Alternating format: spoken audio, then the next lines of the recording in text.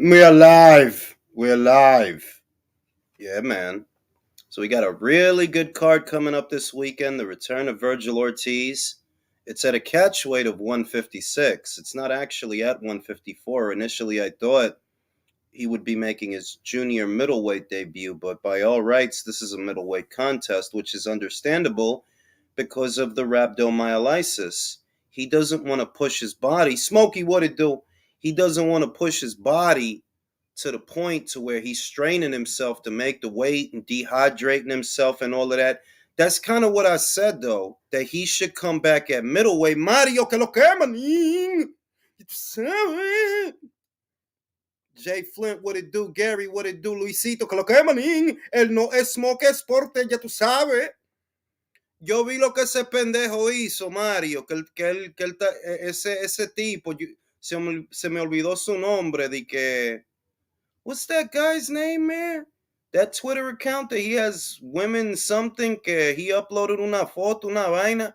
Ese tipo, man, no me gusta ese tipo. No me gusta ese tipo. Más que jode y más que habla, manín. Háblale a la gente que te siguen.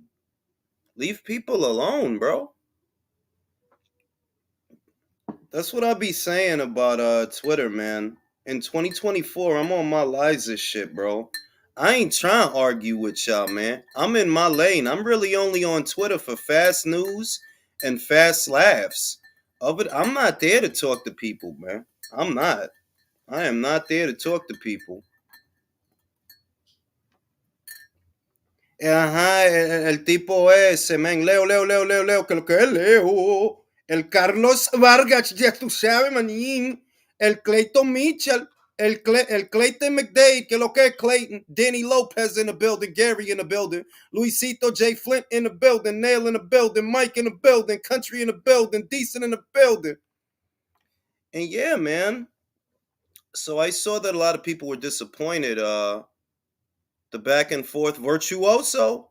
I saw that a lot of people were disappointed because apparently Alicia Baumgartner is married. There was a lot of guys. I uploaded some exchange yesterday, and then I went to sleep. And when I woke up and I looked at my Twitter, I saw it was a bunch of guys shooting a shot. You know, they was all shooting a shot at the champ. And it was like, yo, y'all dudes, man. Listen, man. You ain't got no shot with that woman. Stop catcalling women online, man. Y'all ain't got no shot with that woman. Come on, B. What you gonna get? What you get out of? Come on, B. Come on now. Y'all know where y'all at. Come on now. Drew, what it do, my man? Drew, el clavo. Ya tú sabes, manín, el clavo, coño. Hitchinson protecting Tank from weight. Yeah, I know that shit was weak as fuck, especially from Hitchinson, because he the one that said that he would not fight for the IBF because of the 10-pound rehydration clause. It's like, fam, but you know what I mean? It's like, yo, boxing is so hypocritical. I want to say that all those shenanigans and a lot of that crap is what you see in the American boxing scene. No, you don't see that in the UK boxing scene. You don't see that in the Japanese boxing scene. You see that bullshit here. You don't see that in the Australian boxing scene. All this just stupid ass shit, you only really see that shit here, man. You really do. And I like Hitchens, man, but I didn't like that shit. Shout out to my man D. Please keep the cat jump scare as the intro. Oh, I will, bro. I love that cat. Shout out to my man Liam Rockwell. Since when did it become okay to post sparring KOs? Well, look, bro. I'm going to say this. There are only a few fighters out there that I'm biased for. There are only a few that I am unapologetically biased towards. One is Terrence Crawford, another is Alicia Baumgartner, and yet another is Amandia Serrano. So she can do no wrong in my eyes, and it's as simple as that. Shout out to my man Marty Moore. Gonna buy a cheeseburger with that, my guy. Shout out to my man Drew. Big Baby, really a dumb. It's not that he a dumb. You know what this shit is, bro? It's not that. It's a lifestyle choice, bro. You were just in Saudi Arabia fighting, right? Perspective is key. You were just in Saudi Arabia fighting. You made good money over there. You made money even if you lost. And if you keep doing these kinds of things, it's not even because you a criminal, it's because you an idiot, you know? There is such a thing as organized crime. When you get knocked for stupid shit like that, it's because you a petty criminal. You doing petty shit. You shouldn't get knocked for no dumb shit like that 2 weeks after you was fighting. And I seen Teddy Atlas tried to play him the violin and oh, he made decisions. Brody, listen, we all adults out here, man. We all adults out here. And it's not like every boxer's running around getting in trouble for dumb shit. Most I see is that most boxers is not getting in trouble for no dumb shit. The idea behind the sport is to use the sport to better your circumstances so that you don't gotta do dumb shit. It gives your life structure. It gives your life discipline. It allows you to harness the violent energy that you have and use it for something good. And you just see that it's a lot of fuck ups out here. And no, I don't feel sorry for them. I don't. I'm sorry. What you want me to say? What, that because he's a pugilist, he should get to assault a dude at a car dealership? That dude should have shot your ass. You 300 and change and you box. That dude should have shot your ass. And if he did, whose fault would that have been? Because you snuck up on him and choked him out. He should have shot your ass. And if he did, what would they have said? Oh, it's a tragedy. You know what I'm saying? You know what I'm saying? You know what I'm saying? I'm tired of that and fought enabling these Amero bums. For real, yo. I don't got the understanding, you know. Shout out to my man Drew. Tweet Scott Glace is so scared he hired a bodyguard. Well, the shit is that was unnecessary, you know. That was unnecessary. That man is gone, bro. If that was your enemy, understand that was your enemy. That man is not here no more. There's no need for it. He's not here no more. It was in very poor taste. And I do believe that it says something about his character. Now, all I can say in his defense, because you know me, Drew, I like to play devil's advocate. I don't know what his beef with him was. I don't know how deep it was to judge. But I'm just saying that dude is not here, fam. There's no need. He's not here no more. There's nothing left to be said. What it do, Darren? You know, I felt that was in very poor taste. And yeah, you know, a lot of people was disappointed this morning because the big bomb, Lisa Baumgartner, told the world, well, she's married. I'm going to assume she married to the game, but I seen a lot of disappointed men in my comment section because it was a post that I made about some shit some random lady said. She was trying to imply that the beef between her and Clarissa is some kind of like, I guess, sexual tension type of shit. I think the name of the account is Queen Dom, another one of these fucking freaks and geeks who doesn't use their own face on social media. I really hate people like that, to be honest. That you acting stupid out here, but you know your ass is so ugly, you got to use a picture of somebody else while you out here acting stupid. Because you know you can't act stupid if they see what you look like. You can't say none of that slick shit. You can't talk shit. And your ass know you look like roadkill, so you gonna use the picture of some random pretty broad, some model bitch. Motherfuckers is sick in the head. I personally think people that are like that are sick in the head. I do actually. Because you're using social media for negative things to elicit negative energy, and you don't want, and you obviously you know if they seen your ass, you ain't gonna get away with none of that shit you saying. But so you gonna hide. You know what I mean? Shit is childish than a motherfucker, man. Shout out the country. Do you even think any boxing bodies will even touch him after this? I think he's done. It was a very stupid thing he chose to do. He's submoronic. I mean, the shit is that what he did is a felony. That was assault. It's grand theft auto, assault. Those are serious charges, fam. Those are serious charges. So we might not be hearing from Big Gravy for a little minute.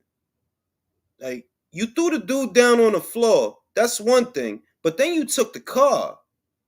It's like, yo, you just the king of doing stupid shit, I guess. Just the king of that shit. That's what motherfuckers gonna remember you for. Fucking up. You fucked up the AJ fight. You fucked up the top rank deal. You got fucked up by Daniel Dubois. And now you fucked up again because you probably was gonna get another fight. They was probably gonna use you for some other shit. Motherfucker gonna be remembered for fucking up. Just fucking up left and right. Fucking up. That's what they gonna remember him for. It should be from Big Baby to Big Fuck Up. The Big Fuck Up. Because that's what you do. You just fuck up. You don't fuck down. You fuck up. Shit is wild out here. I seen that Cat Williams shit. Whenever motherfuckers struggling, they start talking about people. You know? That is, I'll say, whenever motherfuckers struggling and they ain't got a whole lot going on, that's when they want to tell it all. Oh, they stole my jokes. So they, you know what I mean? Shit is corny. That's the same shit Monique was doing three years ago. When shit is not going your way, oh, I'ma start naming names. Ugh. Get some fucking pride, man. Watching Junto and Conor Ben sparring Friday. Yo, man, you better give me the inside on the inside scoop, you motherfucker. And you better eat that ass. You know, you got your girl back, Drew. Better be eating her motherfucking. You better eat them cheeks, you motherfucker. You know what I'm saying? And it's real shit out here, man. But yeah, a lot of guys was disappointed because Alicia says she was married. I think personally she's married to the game. And I just seen the collective, oh, everybody all sad and shit. Hey, man, go to Aldi and flirt with the cashier, y'all. Y'all motherfuckers need to go outside. Touch some grass and touch some ass. Y'all motherfuckers. Y'all be on the internet way too much. You know why I'm on the internet? Because that's how I make money. That's literally why I'm there. Screenshotting stories that I'm going to talk about. That's why I'm there. The rest of you motherfuckers, man, you better get out there and get a blowjob, man. Y'all motherfuckers. I don't know, Aldi, fucking Publix, Shoppers. I would say Walmart, but it'd be too much shit going on at Walmart, man. Walmart is like the show. There's too much shit going on. You can't get distracted. But a little Shoppers, it's more quiet. Little Giant Foods, it's more quiet. You know what I'm saying? You go in there and poly. See about getting a blowjob. Luisito, que lo que manin. Drew editing. Drew eating everything to stay on them good graces. Drew is a smart man. Drew is a smart man. He's a Capricorn, so I know he's a smart man. You know what I'm saying? Yeah, Cat Williams. That just grabbed my attention because I was scrolling through my feed and I keep seeing him talking about people. And I'm like, that's not really the new shit. I would say that's the go-to when motherfuckers ain't got nothing going on, no projects or nothing. Or maybe they do got a project and they trying to plug it. They'll start popping shit about everybody. Oh, well, this person. You know how Cat talk. Yeah, he said. He sound like Jasmine Guy with a deeper voice. Dwayne! Y'all don't know about Jasmine Guy. It's a different world. Where you come from? That was my show, man. Freddie ended up finding a motherfucker. She had a band. I bet you ain't know that. Freddie had a band. She was singing rock music and shit. She made a lot of money doing voice acting. She probably made more money voice acting than she did off the show. Where you come from? They don't make theme songs like that anymore, man. The theme songs back then, them was some songs, man. Whatever happened to the electability? Milkman, the paperboy, reading MTV. You miss your old familiar friends, waiting just around the bend. Everywhere you look, everywhere there's a heart. Y'all don't even know what show that's from. Y'all don't know what show that's from. A hand to hold on to. Man, I could sing, man. My fucking voice is beautiful, bro. I'm like fucking Michael McDonald or some shit. Johnny Cash. Y'all don't know what show that's from. What show that's from, y'all? Y'all don't even know. Jules, Cat has people playing detective out here and showing receipts for what Cat. I ain't gonna front. That's not Family Matters, old dirty. That was Full House. Some people need to help somebody. I'll be there. Y'all don't know that theme song, man. Them 80s and 90s theme songs, man. Them shits hit the heart. Charles in charge of our days and our night. Yeah, see, y'all didn't watch Charles in Charge, man. Y'all wasn't watching the Hogan Family. Ah, my man Bobby Light, he know. Baywatch. Nicole Eggert and Pamela Anderson before she added the Lee. I like the Jasmine Bleef personally. I wasn't really into Pamela. Everybody was bugging out off of Pamela. I just never had it for blondes like that. Shout out to my man Julito. Miller, emotionally and mentally immature. Dudes refuse to grow up. Thank you, bro, because that's how I see that shit. That shit is not all this poor me shit that motherfuckers make it out to be. Quiet as kept is just a lot of motherfuckers was raised wrong by shitty people and they turn out to be shitty people themselves. It's very fucking simple. All right? It's another theme song that was like, wow. Another theme song. Joke stealer. Word, Cedric was stealing jokes out here, B. You know that I never thought Cedric was funny? Out of the kings of comedy, the funniest one was Bernie. If we gonna be honest, I never thought Cedric was funny. I never did, personally. I thought Steve Harvey was, he alright. Bernie was legit funny, man. Like, he was for real funny. I don't put Cedric up there with Dave and Eddie and Richard. I don't put Cedric up there with them. That's why when I seen, I guess maybe they were the kings of comedy of that era, right? In that pocket in time. But I personally never put Cedric up there with like Richard Pryor and Eddie Murphy and Chris Rock and George Carlin. I didn't. And I'm not knocking them. Maybe y'all liked them, but I never really thought Cedric was all that funny. I don't put them up there with the Paul Moonies of the world. I don't. The only one that I would put up there is Bernie. And even then, like just being like, yeah, Bernie was funny. Don't get it twisted. Yeah, Bernie was funny, but you wasn't Eddie Murphy funny though. Like he was funny though, but like Eddie, nah, that's a different league right there, bro. That is a different league. Shout out to my man Luis. At a certain age, it ain't cool to be a gangster anymore. Legit. It's a life, maning. It's a lifestyle choice, bro. Yeah, I wouldn't say Mike. I wouldn't say that he's number one. I would just say there's a class, right? Because I don't rate Eddie above Richard Pryor, for example. They just, to me, they in the same class. Richard Pryor, Eddie Murphy, Paul Mooney, George Carlin, yes, Dave Chappelle.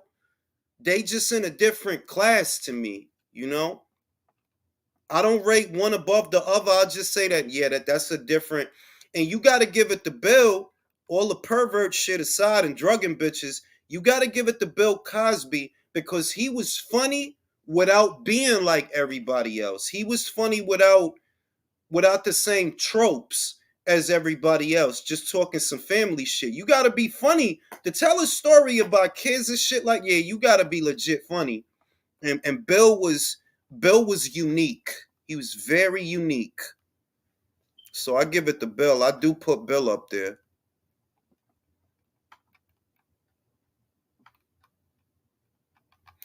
Watch Richard Pryor, bro. Watch Richard Pryor. His shit was good. Yeah, Red Fox was good. Red Fox was good. He's very good. You know, when it came to the Kings of Comedy, like I said, I never was that big on Cedric. He stole that joke from Designing Women. I seen the TikTok like, yeah, you stole that joke, bro. It's very obvious that you stole it too. It's very obvious. Like they caught your ass. It is what it is. They caught your ass. Can't say nothing. Calvin Ford, like trainer, like father. Man, what you gonna say, man? I think it's a lifestyle choice personally. I look at it as a lifestyle choice. You choose to be around the shit that gets you in trouble. You choose to live that way. That shit is not necessary. You a grown, you not even, I ain't even gonna say you a grown ass man, you a old ass man. That shit should not be happening. It should not be happening. Like, nah, you too old for that shit, bro. This shit goes sideways, you gonna be in a bing. And what are you? 50, 60? You trying to be in the clink and you like 50? Nah, but y'all gotta chill out. You too old for that shit, man.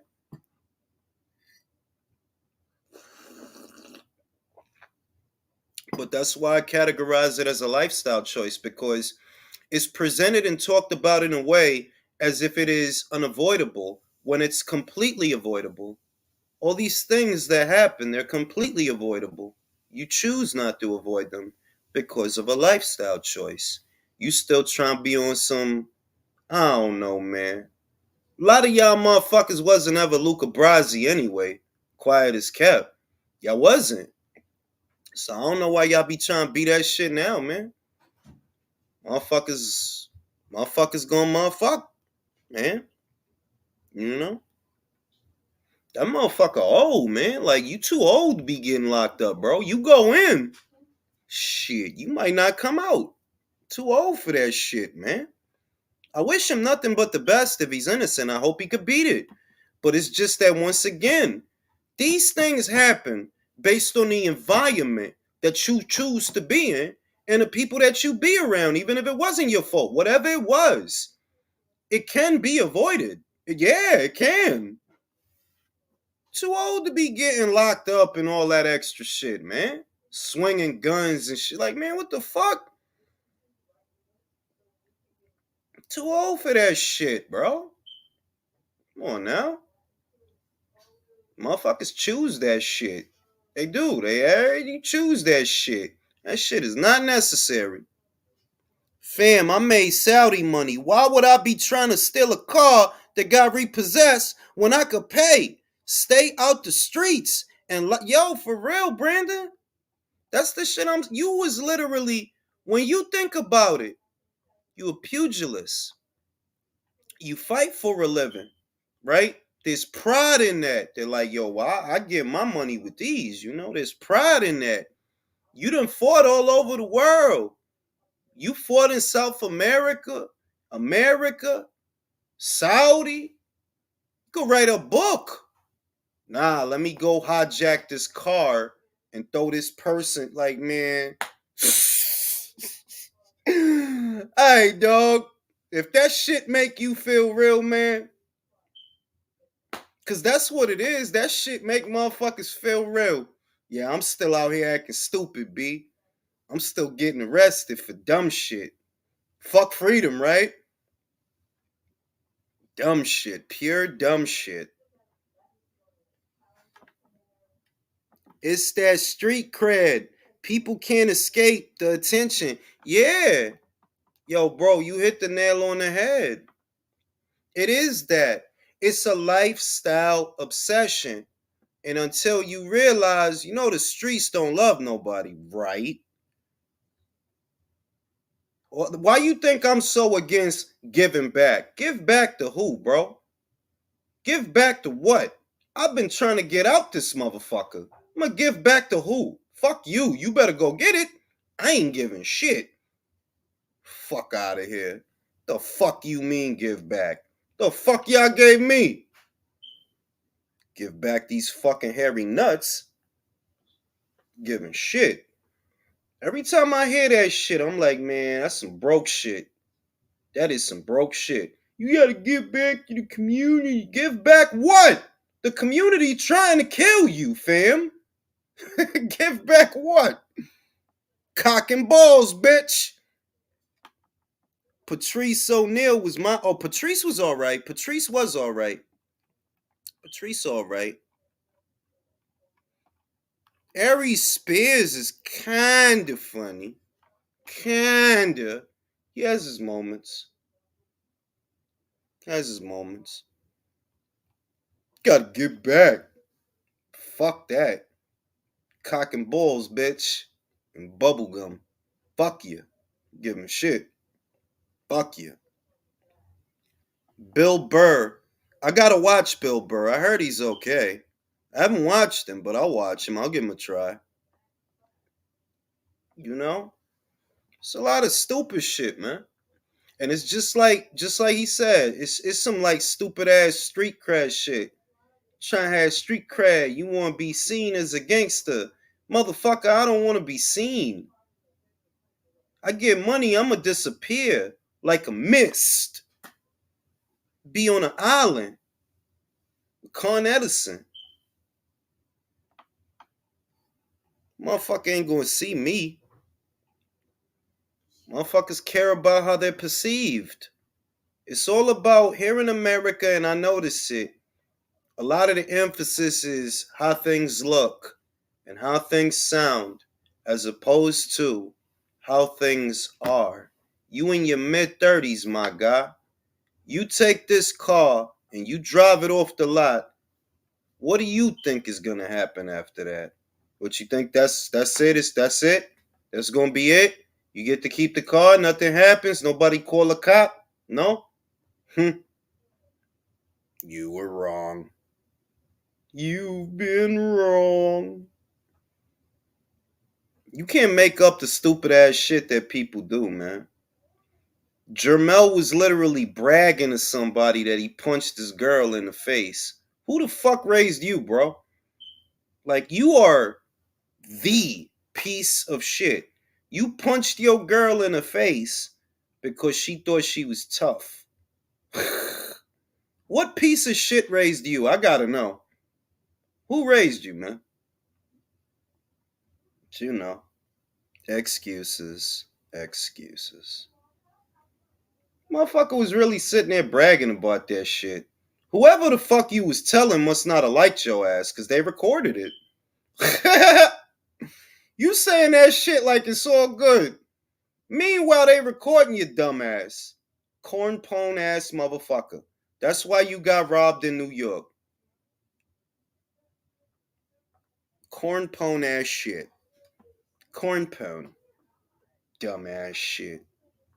Motherfuckers getting knocked for stupid shit. The weird shit is, Jerrell makes all this money from the Canelo fight, gets arrested.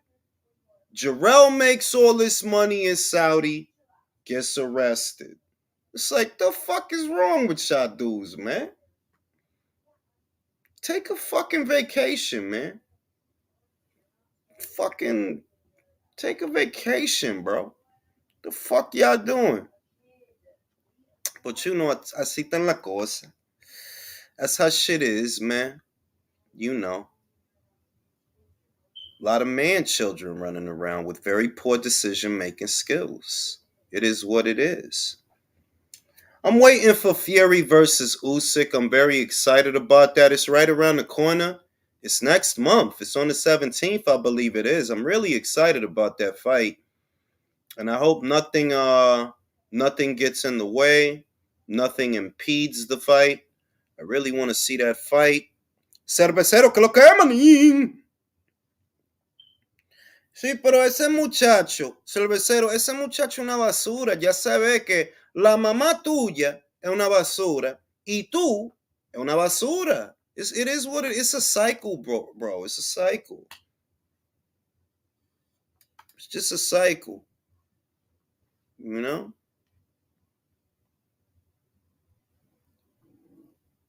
Fury been real quiet. Yes, he has. He got to focus up. He has to.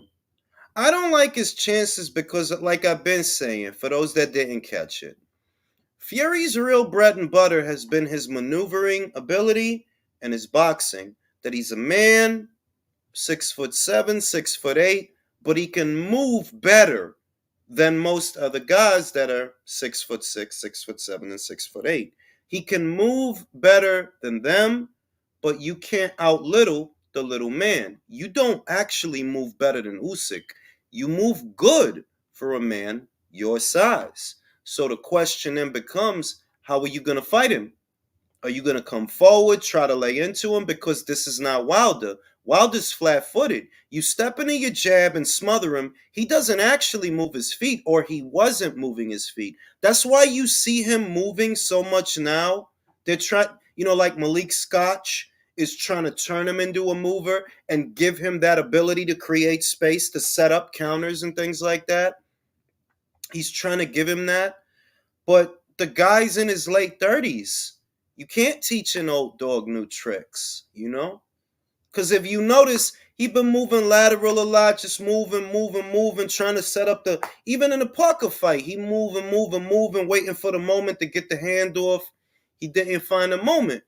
And I feel like Malik was trying to give him that because of the Fury fights, that Fury would come forward and he'll cover up and then tie up, or jab, then grab his ass, hold him, turn him, outmuscle him. He was trying to give him feet. But it's like, dog, like, you in your late 30s, you got over 40 fights. You waited too long to try to add shit to your skill set. You got a lot of bad habits, and that's just where it's at. That's just where it's at. And they talking about him like, well, what can he do now? And I'm like, look, I ain't trying to be pessimistic just to be pessimistic. It's just that you a dude in your late 30s. You got knocked out 2 times, not the end of the world. But what you showed in your last fight, it shows that, nah, you ain't in it, man. Psychologically, you not in it. 36 minutes, he was just moving around. And whenever he got close to you, you was flustered. You was like panicking. The one thing that he always had was his right hand. And y'all know I'm not even a big believer in his right hand. But that's what you had. And now it looked like, oh, you don't even got that no more. You don't even got that. So I don't know what he gonna do. I don't know. Personally, I think he should retire. Personally. It's not safe. If they put you in there with Daniel is still young. Daniel still got fire in the belly. We saw that in the Miller fight. Ruiz, granted that Ruiz has his flaws and his drawbacks, but if you don't got that right hand to hit him with, and it don't look like you got it, he's going to get inside. He's going to put combinations, put punches together, and you going to go out. It could be worse than the Parker fight. It could be worse than that. He doesn't have anything to draw from. That's the bottom line. He doesn't have anything to draw from. Sorry to hear about... Oh, shit, who wife had a heart attack?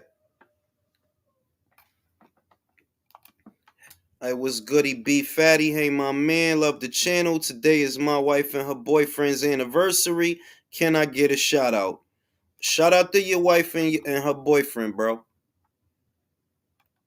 I hope they having good fornication sex. We all need good sex. I think if the whole world was having good sex, everybody would be as happy as me. I think a lot of the weird shit that men do is because they don't get the bus quality nuts. So they get kind of crazy. God made us all in different shapes and forms. It's up to you to be resourceful, to find a way to get at the sauerkraut, getting that cooch and being there, you know? It's up to you to do that. It's like G.I. Joe, American hero. You got to figure out a way. G.I. Joe. You know what I'm saying? Gotta do what you gotta do, man. It's a lot of truth in that saying. You gotta do, not me. You gotta do what you gotta do for you. Same way I gotta do what I gotta do for me. Such is life. You know? G.I. Joe, American hero. Got to figure out a way. G.I. Joe. Wilder blew $200 million paydays. What a. Yo, the shit is crazy, bro. That shit is nuts. You had big money swing around. Not once, not twice, not thrice, but 4 times, bro. That opportunity to make generational wealth that will last, you know? But pride comes just before the fall. That's what it is. Pride comes just before the fall.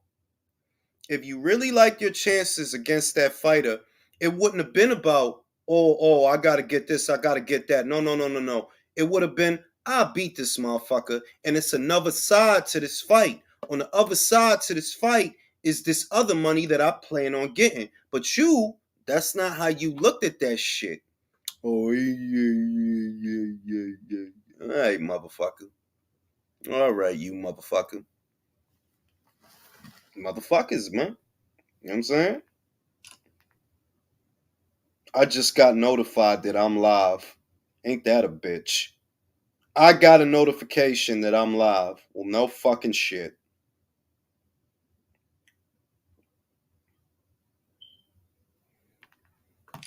You know?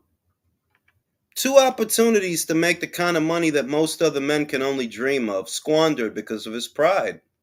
Pride comes just before the fall. 2 opportunities to make the kind of money that people write stories about. Hey, man, it is what it is, man. You know? ODB, Freebo, we don't want to know. Death is just a heartbeat away. At least you got a notification. YouTube app be slacking. They made sure to send me one to let me know that I'm live. You know what I'm saying? Shit is crazy out here, man.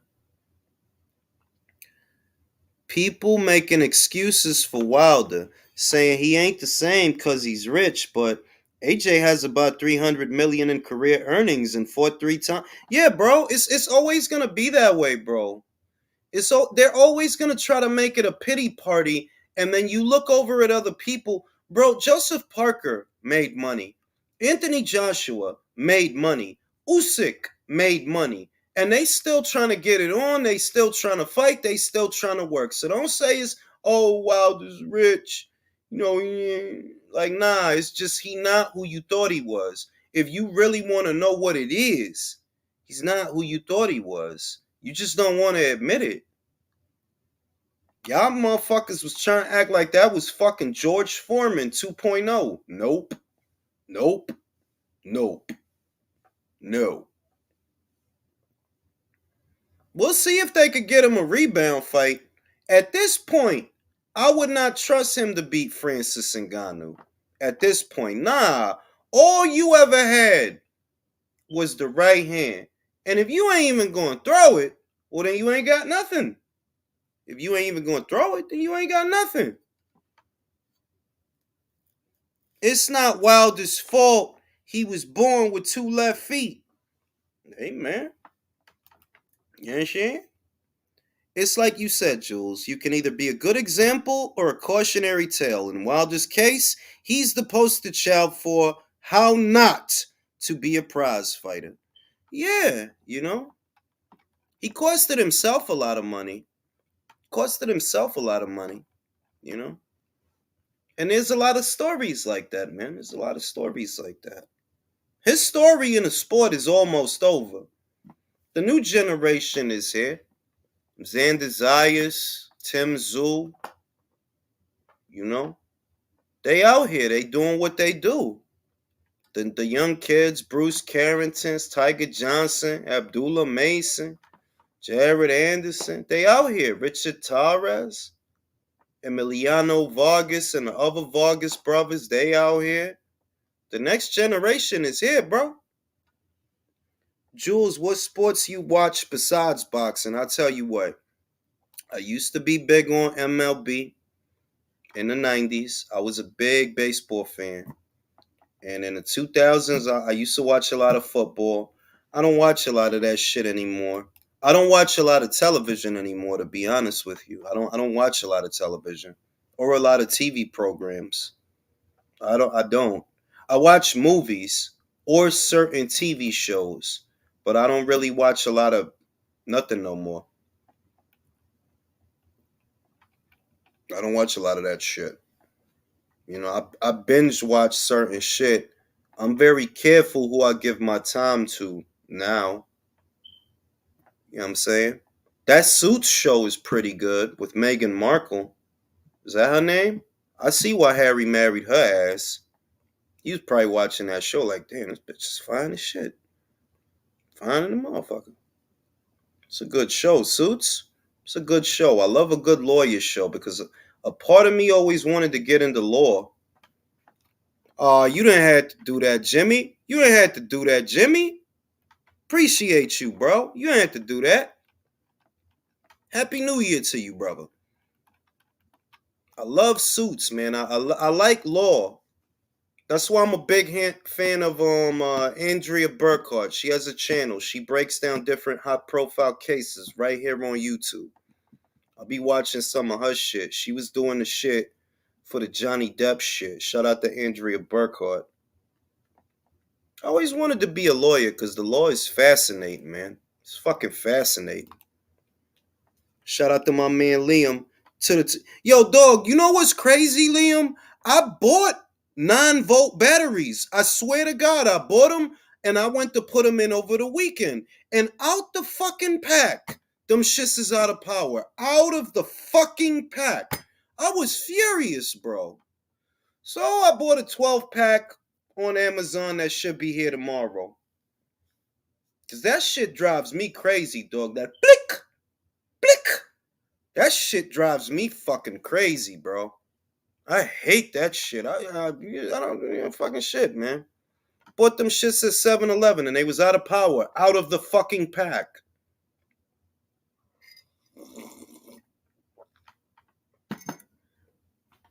I'm gonna open up the chat to the panel. Mostly because I want to take a smoke break. You know what I'm saying? I got the new Mad Max, the new one they did with Tom Hardy and Charlize Theron. This shit is not Mad Max, B. This is a Charlize Theron movie, and Mad Max is like a background character. He don't even look mad. He don't even be talking. See, Mel Gibson was mad. Mel was fucking mad. Tom Hardy don't look mad. He just looks annoyed. What's up, fellas? What's up, fellas? What's up? You know what's crazy? You know what's crazy? I didn't even hook up this fucking mic. Somebody's got the shit on in the background. That's what it is. Fucking shit, bro. Hey, Jules, Don Rickles, bro. Don Rickles. What's Don Rickles, bro? We knew country's old ass was gonna bring up Don Rickles. But Bobcat Goldthwait. Think about Drew. What do you think about that Mad Max they made with Charlize Theron and Tom Hardy? And did you catch that shit? And what's your thoughts? It was all right. It was all right. It was okay. I liked the cinematography. Yes, I'm with you on that. The cinematography was good. It was good, but it don't feel like Mad Max. It don't. It don't feel like Mel that. Gibson wasn't in it. It was a well-made movie, but I don't know if I liked it. It don't feel like it's about, bro. It don't feel like it's about him. It feels like it's about her. Yeah, them. About Charlize Theron. And her falling in love with him at the end and wanting him. He's like, nah, baby. Yeah, that was the realest shit in the shit. I ain't gonna front. When the blonde bitch died, I didn't like that shit because she fine. I don't even like blonde bitches. I don't even like no, cause y'all know, like by now, y'all know I'm not really into Oh, I blondes know. like that. Babe, you said it with Baywatch. Yasmin Bleef and Carmen Electra. Yes. Not Yeah, fucking. good. Not Yeah, Yo, yeah, yo, fucking yo, true. Jules. You know who that? Jules is gonna file a Jules. grievance with the union over that one. Yo, Jules. You know who that blonde bitch was no, who because died? prime Carmen Electra though, without the You- That's plastic surgery. Orlando. That's Orlando Bloom's wife, unless I'm No, no, no, mistaken, right? man. It's Jason Statham's wife, my man. It's Jason Statham's Right, wife. right. Wow. And she was in Transformers. She was in Transformers Yeah, yeah. That's after. when Megan Fox got the boot. She got Yeah, pulled like, see, in, I ain't been man. going front. Like She died. Megan Fox to me is way more better than her. Yeah, To me, yeah. to me, you Because know. you're the best around. Yeah, Nothing's nothing's gonna gonna ever keep you take down. you What down. movie? You're Bro, the best around. bro, it's Karate Kid, bro. Yep. Yeah, I know. I remember When the I watching need it. the motivation, tournament look, scene. when I'm Yep. feeling down, I'm not feeling down. When I need energy, when I need to call upon the universe to give me 80s energy, music. I go right to the Scarface scene where they start selling all the goddamn cocaine. I And love that song too. bro, I Push just it feel to like the I'm the limit. one Take selling it all to the that I limit. coke. love that fucking Take thing. it Push to the to the limit. limit. Bro, I just But feel you like know that's about, me selling all that coke. I think a lot of the thing too though with Mad Max, the last one they made, I could rewatch it if I'm in the theater. At home, it just doesn't hit the same. Do you know what? Can I be real with you, Drew? You know what? What fucks me up? I didn't notice it when I watched it. I watched it, I'm like, it's all right. But somebody pointed out, yo, they tried to make it like some Charlie's Angels shit. Don't you see that it's all about the broads? Yeah. They trying to go where the broads is at, surrounded by a bunch of broads. And the real protagonist, let's keep it a bean, is Charlize. It's not Tom Hardy don't even talk in this shit, man. He don't say nothing. He That's just facts, actually. That's it. That's what he do in the whole movie. Yep. Yeah, Jules, I they're think that actually gonna movie's make a they're making a prequel of that character. It's coming out next year. With Chris Helmsworth, right? Yeah. Wow. We're still We'll making that see. movie? Jesus. Yeah, no, they're doing a prequel on that Furiosa character. It's gonna be that Anna Taylor Joy is playing her. I ain't gonna lie, What is man. it? Son of Look, a look, look. name? Wait a Free minute. Wait a minute. Wait a Rosa. minute. I'm gonna tell you what, dog. I'm really not into blonde bitches, but that fisheye bitch, that's a fine ass bitch. Yeah, she is. Fine ass bitch. I seen I thought she her. was I seen her a in brunette. Northman, and you see the pale ass cheeks. Hey, Jules, I'll tell you why you're into her. She's half Argentinian. That's Yo lo true. sé. La mujer argentina. Ay, esa carne, coño. Shout out to Argentina. I remember when she Shout out was to in the. Argentina. Remember that movie Split? She was in The Witch too. Oh yeah, I remember Split. I remember Split with James McAvoy. Right, that was James Yeah, McAvoy James that he McAvoy. turns Yeah, into the she was beast. in that Like, one. Yeah. She was in The that was a Witch good too. ass movie, bro. She got Yeah. naked Shout in out The to Witch. James. Yo, Great James method McAvoy acting. is one of the better actors of this time, bro. He really is. Wanted Bro. with Angelina Jolie. That's one of my favorite movies, bro. The X-Men. You know, and I know you were talking about the cat. I like a lot of the Cat Williams interview in the sense of like Shannon, you asked me here to tell my side, Yeah, and but I feel like Cat is one of these people that resents. Like, look, man, Cat got Monique energy, bro. no, but Cat is calling out like that sick shit that goes on. Over case in point, while Bernie Mac stopped fucking with Steve Harvey, Jules. Why? Steve Harvey went to Paul Soderbergh, who wrote and produced the Ocean's movie. His representatives went to him like, "Look, we think you should reconsider the casting of Bernie Mac because Steve will take this role and less money." And after that, he stopped fucking with him. Because But like see, you just said it though. Everybody bro, loved Bernie Mac more as the king of comedy than Steve. no. I'm gonna tell you the truth that there's certain shit I understand because the world is fucked up. You see what I mean?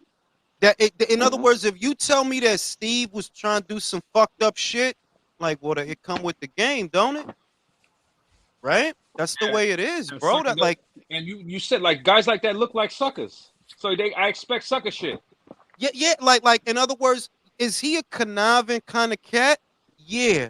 Is that some backhanded slimy shit? Yeah, but it's a lot more people like that than there are honorable people. So it's like it's like the weight shit with Devin. I can't get mad at Devin over some shit that practically all the boxing is doing, bro. I can't. No, I can't. Oh, cause he rehydrate heavy, bro. Benavidez do that. Fundora do that. Jerry Hurd was doing that. What if Zerto was doing that. imagine if we asked Jerron Ennis to do that to fight Bud? There you go. That's what I'm like. How we gonna get mad at Devin over that when the whole goddamn sport is doing that? It don't make sense. It's a benefit until it's not. See Jared Hurd. Yeah. And can you real quick? Can you imagine Steve Harvey and Bernie Maxwell on Oceans? Hell, fucking no. Steve is not as Steve. I don't know. Like I'm going to say this, and I feel like some people might not like it. I didn't think Steve was that funny, or Cedric, or DL. The funniest one to me was Bernie. I don't know why they call. I don't know what. I don't like. I remember that era, and I'm like, well, I guess in the era that y'all in, maybe y'all is the kings of comedy. But this must be a weak era. If Cedric is not funny. He's not like, funny. Nah, you not funny, fam. You don't say shit funny. Cedric has had funny. What is Cedric's funniest moment? The fucking barbershop dude? Nah, man. That like Bernie. The good one had to go, man. The good one had to go. You know, like what the fuck? That sucks. But is that Cedric's best moment in barbershop? That's the time he's funny. Drew, honestly, it's not even a funny moment. I think it's just his most iconic moment. It's what you remember him for. I remember him for two things: barbershop and the Steve Harvey show. And you a background cat, like you not, bro. You a background cat, like you not, like I don't need to say this, but like you not Eddie, fam. Like, well, Jules, in the interview, he does say, Cat does say, he's all these dudes out here lying, saying they weren't trying to be movie stars, talking about, oh, we wanted to be on TV shows and game shows. And he's telling Shannon, man, get the fuck out of here. Nobody goes into comedy to go into TV and game shows. Everybody wants to be in the movies. So you already know right there. No, espérate. El lío es, tú sabes lo que en ese tiempo, ¿verdad? The money for a comedian, the big money, and I remember this because I'm very old. The money for a comedian when they were around, it wasn't in movies. It was in very few comedians, right? Like, yeah, there were a couple of comedians. Eddie changed the game. Let me finish. Yeah, you're gonna have John Candy and Jim Belushi and guys like that, but primarily in that era, remember what Home Improvement was making. The dude Tim was making retarded money on Home Improvement. Jerry Seinfeld was making retarded money off of Seinfeld. So for a comedian, I could believe that their goal at that time was to get sitcoms, because for a comedian, sitcom money was great money. I got one. I agree with you, but I think I agree with you with that premise. But I think what Kat was saying for like the black comedians coming up, they were Eddie changed the model in the 80s. But how many? Yeah, but the shit is you know why I don't believe they wanted movies? Eddie's one of a kind, bro. I'm not even saying that to glaze it, like, bro, Eddie is one of a kind. Not only is he funny in stand-up, he's funny on screen, he's funny voice acting. He is just funny. Wait, let me finish. Okay. You can't say, yeah, all they goal was to be like Eddie when it wasn't a bunch of Eddies running around. It was really just Eddie. Okay, the thing is this. First of all, the original guy before any of those really was Bill Cosby. Bill Cosby made dumb money doing a television show. And technically, Eddie broke into the industry on the television show because he was on Saturday Night Live. Then he platformed into movies. So if you want to be correct, actually, television shows, Jules is correct. They were used for comedians initially. They moved on, and Drew's also correct, because after Eddie Murphy became an A-list actor of movies, that's when they all in the 90s and the 2000s wanted to go into movies. I would, because the thing was that what you were seeing was, right, when you see George Lopez or even John Leguizamo to an extent, they gave him his own show on Channel 5, the John Leguizamo show. Latinos don't get representation to him. Ese pendejo. No es verdad, ese pendejo. Right. Pero a lot of the money for comedians at that time, it was really on TV. Like, I would not say that, that it was their goal to get into movies, because there wasn't a bunch of Eddie Yeah. Murphys running around, bro. Eddie is just unique. Let me go further into that. It's not because of what the money he was getting for production from the original network that was staging your show. You get syndication money from other networks that want to buy the TV show, that want to air it. Mm-hmm. For example, The Simpsons. Exactly. I mean, there's a very simple way to say this. Like, the Friends TV show made a whole bunch of struggling comedic actors multimillionaires and stars. They all tried to get into movies, haven't heard from them since, except occasional Jennifer Aniston romantic comedies. Yeah, didn't they try to give Didn't they try to give Joey a spinoff with the girl from The Sopranos? She's playing like his sister or something. Yeah, that shit They flopped. tried to make him a That movie shit was star too. garbage. That They shit tried to was make him a garbage. movie star too. They tried to make movie star Matt Perry too. They tried to put them both in movies. They both failed. Yeah, and David Schwimmer was in movies, and he was trash too. Oh, like most of them, like Romy and Michelle's high school, they tried to put Lisa Kudrow in some shit. The shit was not good, bro. Like that friend shit was all y'all had, B. That friend shit. I hope y'all stay friends. Yeah, but the success percentage, there'll never be that like that Eddie is. Like that pivoting from comic stand-up comedy to actual like motion picture. Yeah. Fucking they will not be. Like he even surpassed fucking Bill Cosby. Like Bill Cosby had his thing of it. He surpassed him. And no, not for like, nothing. His song, he just wants to party all the time. That shit hard, bro. Like motherfuckers didn't appreciate that shit at the time. But that shit, that shit it was is hard, co-written bro. by Rick James. He was in the video. Bro, that Rick shit James. slapped. Yeah, he was in the engineering booth, bro. The Hey, listen, Yeah, but he also did some side vocal or backup hey, vocals listen, too on it. you get an 8-ball of coke in that fucking studio recording session, it's gonna be a fucking pop. That's what's honestly, yeah, yo, like one thing you gotta love about the 80s and the 90s was just the cocaine fueled. Like the music was so much better because the people were on coke. How much ass was getting ate in the 80s? There had to be a lot of ass. With that being said, shitload, man. What are you kidding me? Okay, Jules. With that being said, do you agree the steroid era brought baseball back? Absolutely, bro. I wish they were on more steroids now. Oh God. Okay, so Mark should be a Hall of Famer. Bro, Mark McGuire. You know, come who on. who I liked in the 80s, man, was the Pointer Sisters, man. I ain't going front. Sammy Sosa did more skin bleach than steroids, though. Let me tell you what. Whitney Houston. Oh my gosh, she used to get my dick hard. Whitney Houston. Before she got messed up on the shit, man. Obviously, with the brown leather jacket. Oh my god, I used to want to lick her ass, and I was young as shit, but I was like, ooh. Shout out to Mr. T. The slaughter of Abdul, the email champ, ball washes after his eventual defeat by an unknown. He was supposed to beat, will be hilarious. It will. And you see the Calvin all caught up in some shit. Shout out to Edgar. Jerrell Miller has a stash of dope in that truck. Take a charge for auto theft and take a major drug charge. How do you think he was supporting him? Yo, shout out to my man Edgar, bro. Yo, he put that shit together. Fucking beautiful, bro. That makes so much sense. Like, bro, it's not the car he trying to steal. It's what's in the car. Pharmaceuticals. I got a question. When did you want to eat your first piece? How old were you when you wanted to eat your first piece of ass? I would say I was in my mid-20s when I realized that, like, you can't treat everybody the same. You can't. Like, nah. You just ain't gonna be out here eating pussy. Like, nah, you bugging. You know what I'm saying? Like, nah, you're not just gonna be out here eating ass. But some broads, it's like, yeah, we gotta go above and beyond. I gotta do something, I gotta do something with this energy. You know what I'm saying? Hey, sometimes this bitch is so bad, you just gotta eat her ass. Yeah, Sometimes that's that the way ass it is, bro. Like I said, so that good. shit. Michael's gonna learn the hard way. Michael has to learn, bro. He gotta stop being scared of shit. Michael's a pussy. Oh, he's a youngster, man. Give him Is a he break. up here? Is he up here? Where's Michael? Where's Mike? There's levels to the taking the.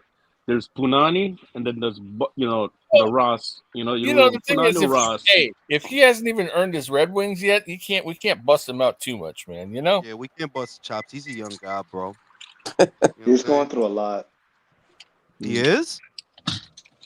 What the fuck he going through?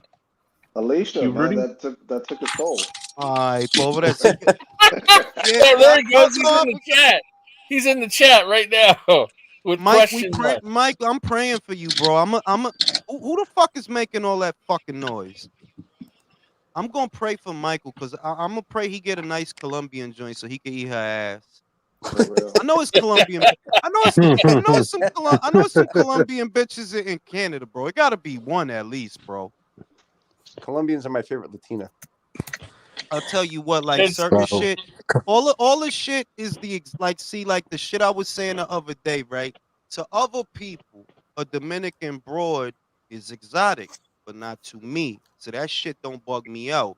What bug me out is the Syrian joints, the Middle Eastern. That's the shit. I'm like, oh, that's high class shit. Ooh, but for somebody Yeah, else, bro. Oh, Mike so you says he like has I know a what nice- you mean. I know Mike what you says he mean. has So a nice like lately, Ethiopian gal right now. so you like lately, Persians and Armenians and Jules? yeah, bro. Esto es una diferente clase de cuero, bro. Es una cuero. hey, bro. Por eso te falta venir a California. There's plenty of them here. Ay, Jesucristo. You know, over here in Texas, man, North Texas, there was only Mexican girls, bro. But that has all changed because now there's a bunch of fucking sexy California ass Central American girls, bro, out there, bro. Yeah, Hondureñas, but they'll stab you in your sleep, salvadoreñas, bro. guatemaltecas. Those hyenas don't Te lo play. voy a They are decir, te lo so voy a fucking decir, bad, manín, te lo bro. voy a decir. This is gonna sound weird to some people. It's gonna sound weird to anybody who's in the Southwest or the West Coast. For me, una mexicana is more exotic than a Dominican. What? I grew up with them. Like they're everywhere, bro. Like you can spit in the wind and hit one. Pero una mexicana like those West Coast joints, those joints in East. Yeah, you don't see that in New York, bro. You like, or at least not when I was there. Like where, bro? Most you gonna see is some Salvadorians in Queens. That's what you gonna see. It ain't Mexican broads running around all up and down like that. It's Dominican broads, Puerto Ricans, Yeah, and over here in Cubans North here and there. Texas, eso es todo lo que hay, bro. Mexican girls, bro. They're fine as fuck, yeah, but that's all that there is. Pero You can see one pa everywhere. mí, that's exotic, bro. Pa mí, that's exotic, porque esa no es la cosa que yo veo. A una caribeña, haitiana, jamaiquina, dominica. Yeah, you're gonna see that shit everywhere, bro. That's New York in a nutshell, bro. You go to Brooklyn, all the West Indian joints is in Brooklyn. The Trinidadian, the Guyanese, the Jamaican joints, all of that is in Brooklyn. You in Manhattan, it's Dominican bitches, it's Puerto Rock bitches, and LES, and on the east side of Harlem. So all of that is common. That's not exotic. See, over there, at least in New York, there is a more variety of Latinas, though. Over here, it was nothing but Mexican girls, though, bro. But like I said, now there is a bunch of Central American girls, bro. Honduran girls, bro. Guatemaltecas, bro. They're A la fucking bad, guatemalteca. bro. They're fucking sexy, bro. O a mí lo que me gusta es Chicks from la mía Califa, man, la mía Califa. Larga. chicks from Panama. Panameña, la panameña. Ooh. You know what I'm saying? You know The what? Roberto Duran bitches, bro. You know which ones don't get talked about enough, Jules, and they're fine as fuck. Is Costa Rican broads. Ay, Dios mío, eso Good sí, esa lord, those maldita girls are mujer, unbelievable. coño. Bro, Yeah. Costa Rican. I'm gonna say that the power transference has gone from Brazil to Costa Rica. Esa maldita You mujer, think so? coño. I would say Brazil to like Venezuela. Tú sabes lo que la Venezuelan brasileña, girls, bro. ellas se hacen demasiada cirugía ahora. With the BBL y toda la vaina, like, bro, your legs is mad little and your ass is mad big. ¿Qué es eso? You got stung by a bee, bitch? The fuck going on? Allergic to No, bee but sting. Jules, like I took an old school like Brazilian broad back in the day for a spin, and she was to date one of the best fucking my barometer. She's like fucking ridiculous. Yeah, yo. Like certain shit is just not gonna be exotic to me now. We got this Virgil Ortiz shit coming up. It's at 156, y'all. What do y'all think about that? I was just gonna ask that question. Wait, Did they 156 have you to said? move it up to 156 because they Who's the can't make catch the weight? weight? Is that why he Well, couldn't you make know the what weight? Billing, you know what it is that he can't push himself. Which initially I said, Drew will quote me on this. I said, yo, go to middleweight. 154 is too close to 147. If you push your body, that fucking rhabdo is gonna start up again. So just fuck it and go to 60. Now you practice if you fighting at 156, you basically at middleweight. Yeah. You at middleweight. You can The thing forget is, he about might be that. too small. What Right? I was told, they're trying to ease him in, so he's not gonna make No, I'm 54 just ever. saying. I was just saying, like, you can forget Yeah. about that fight with Tszyu. He'll Because I make. have He'll been hearing make. people talk about that one. He'll make. I'm saying that's a 50-50 fight. Virtuoso, tú sabes lo que es, que esas peleas son posibles que cuando llegue el momento de Xander Zayas goes to middleweight, okay, ahí that's the opportunity because Virgil Ortiz versus Xander Zayas could be very big if they keep winning and stay in character.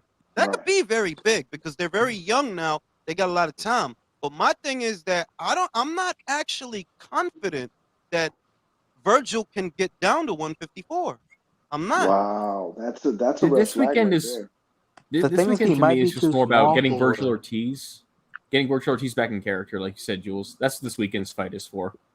Like I would I'll say, worry about the weight Rhabdo John, I would Malaysis say, is not One at a time. here's the thing. One at a time, yo. Yeah. John, I would say, my thing with Virgil is, while I do think you have a point that maybe he'll be a little bit too small. Who's there, bro? Who is a threat? Who? The only thing, You think he can beat Yanni back? You think he can beat a No, Yanni back right now? es que tú sabes lo que esa pelea no es real. Él no va a pelear con Yanni Beck. Eso se Sí, eso sabe, sí. manín. Él no va a pelear con Charlo ese gonna go to tipo. 160. Charlo went 160. I think Jermel is. I think Jermel is. Yeah. I think Jermel is. Yeah, that's my man. I think he is, and I think Mo's gonna pull off 68 and go get his ass beat by Yeah. somebody. Bro. So you think it would be Bro, you eating cool? some ass, bro? If you busy. Yeah, motorboat, bro. So you think I it don't might want to work take up if none they of your just time, bro. if they just keep him active at 160, just have him fight random guys in the top 20, Es top que él es 30? jovencito, and they shouldn't rush him. Lo que ellos tienen que hacer con ese muchacho is get him fighting on a regular basis. That's the very first thing. Let him fight 3 times this year, porque lo más importante es que he maintain that regular schedule and maintain that weight. No importa con quién tú estás peleando, because right now it's about getting healthy again. That's what it's about. It's about getting healthy and getting active. Yeah, as you're saying, Should Jules, be like, but scheduled I for was like like 10 referring to rounds like if he's gonna be more active, or rhabdomyolysis just is not just 12. curable, right? So he has to be at a higher weight. He can't risk himself fucking getting hit up with that rhabdo again, you know? Yeah. Virtuoso, what was you saying? No, I'm just saying, like, should he just if he's gonna be more active, should he like fight in 10 rounders, just get his feet wet, or just go with his regular? Yeah, 10, because the whole thing is this is a person who cannot afford to push his body to the limit in any capacity where he may be dehydrated. So when you consider that, 154 is really not that far off from 147 for him. He's a very big kid. So yeah, just ease him into middleweight. Let him make his bones at middleweight, because he can't afford to push himself. And the fact is, he didn't like this Saturday is gonna prove where he's at. Because like he hasn't fought since 2022, man. Bro, that's fucking nuts, bro. He's The been only out a thing, whole the year. only thing that makes me nervous is who his manager is. And Well, he's back who I'm with talking. Robert, bro. He's back with Robert. But So who's his manager? Isn't it Rick Merrigan? Jose's with Robert. He's with the magician. Wait, who's his manager, bro? Just tell me who his manager is. Merrigan, the magician. Oh my God. Of course. Well, look, I'll say this, Drew. We know that Ramirez very recently migrated from Top Rank over to Golden Boy, right? If I'm being honest, and I said it in a video I did, you definitely ducked Teofimo, but in terms of a business move, it was actually a good move. It was a smart move. Business-wise, it's smart. Why? If you would have took that money and fought Teofimo, you would have lost. Now you go to Golden Boy, you probably could beat O'Hara Davies. You probably could beat Ishmael Barroso. So it's a smart move. It's a smart move, but yeah, it's a duck. Like, yeah, you duck Teofimo, bro. They're gonna fatten up Jose and feed him to Virgil at a catchweight the way they did Josecito to Canelo.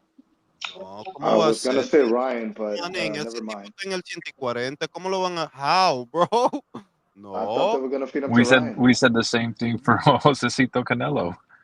Nah, bro, you no van a hacer esa vaina, man. No, that's un abuso. Jose's still at 140, bro. Let me say this: Floyd is gonna get rid of that booty roll. He's gonna give him a proper shoulder roll.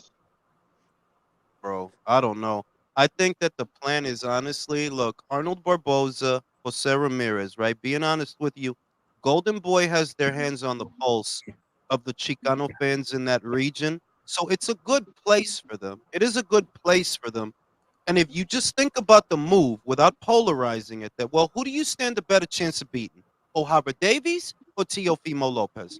O'Hara Davies. And if you beat O'Hara, what happens? You might become WBA champion. Whereas if you would have took that money at Top Rank, yeah, you would have got $2 million and you would have got your ass beat. And that'd have been That's it, $2 bro. million you ever made. I mean, that's assuming if they have these. Okay, I'm What just you're saying saying if is that. Oh, go ahead. we're gonna get Alexis Rocha versus Jose Ramirez. No, I don't think that. I think we'll get Arnold Barboza versus Alexis Rocha. I think that. Wait, is Jose Ramirez moving up to welterweight? He needs to. He's I fucking mean, killing himself to make he 140. should. He He should, looks like but a skeleton what every Mike single weight. Kopinger, bro, what Mike Kopinger said was he might make his debut with them in March against the winner of this weekend's fight. That's what Kopinger said. Oh, okay. So they if you feed think Virgil. about now, if you think about it like that, okay. Si tú cogiste esa pelea con Teofimo, he was gonna fuck you up, bro. Like he's gonna fuck your ass up. Now you go to Golden Boy and you fight O'Hara. Well, you could win that fight, and if you win that fight, you in line for Rolly Romero. And we know he's not gonna fight you. We know he's not gonna go to Golden Boy, so you become WBA champion. That's what I said. And in terms of a business move, it's a good move in terms of a business move. But it is a duck. It's definitely a duck. Like, yeah, you duck the shit out of Teofimo. Same way you duck the shit out of Regis Prograis. Oh, we'll see what happens, man. See what happens with him. With Arnold, I believe they're going to move Arnold up to 147. That's what I think they're going to do. No vale la pena dejar ese muchacho en el 140. Nobody's going to fight him. You can't get him a quality fight, pero lo que tú puedes hacer, you could build him up at 147, and when Terrence vacates the titles that he has, you can line him up for one. You know? Speaking of which, Julius, like that the relay today you mentioned with 154, that's going to get him really hot now, Bro, especially if Terrence moves up there. Popping, bro. That division is popping, bro. Yeah. Yes.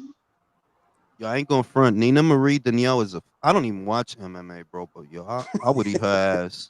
I really would. I don't give a shit, bro. He licking right up her ass crack.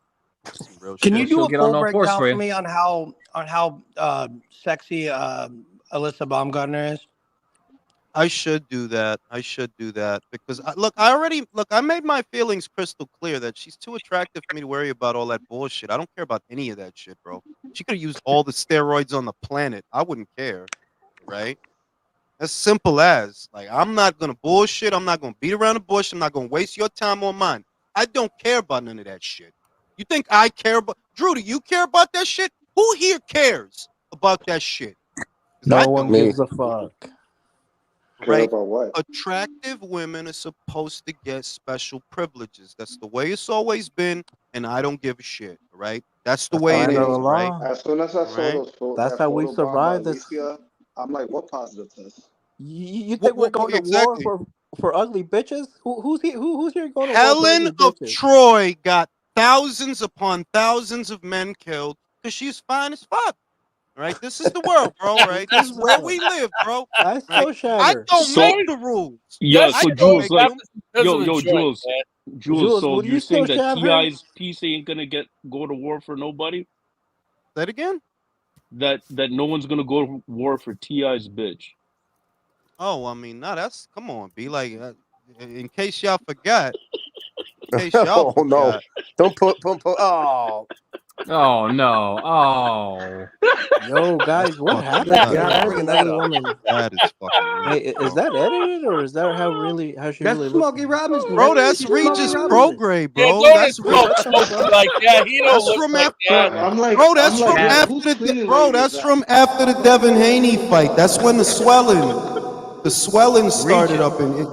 Man, Smokey don't look like that. Why you want to insult poor Smokey that way, man? Brody, that's not fucking Smokey. That's fucking Regis Prograis, bro.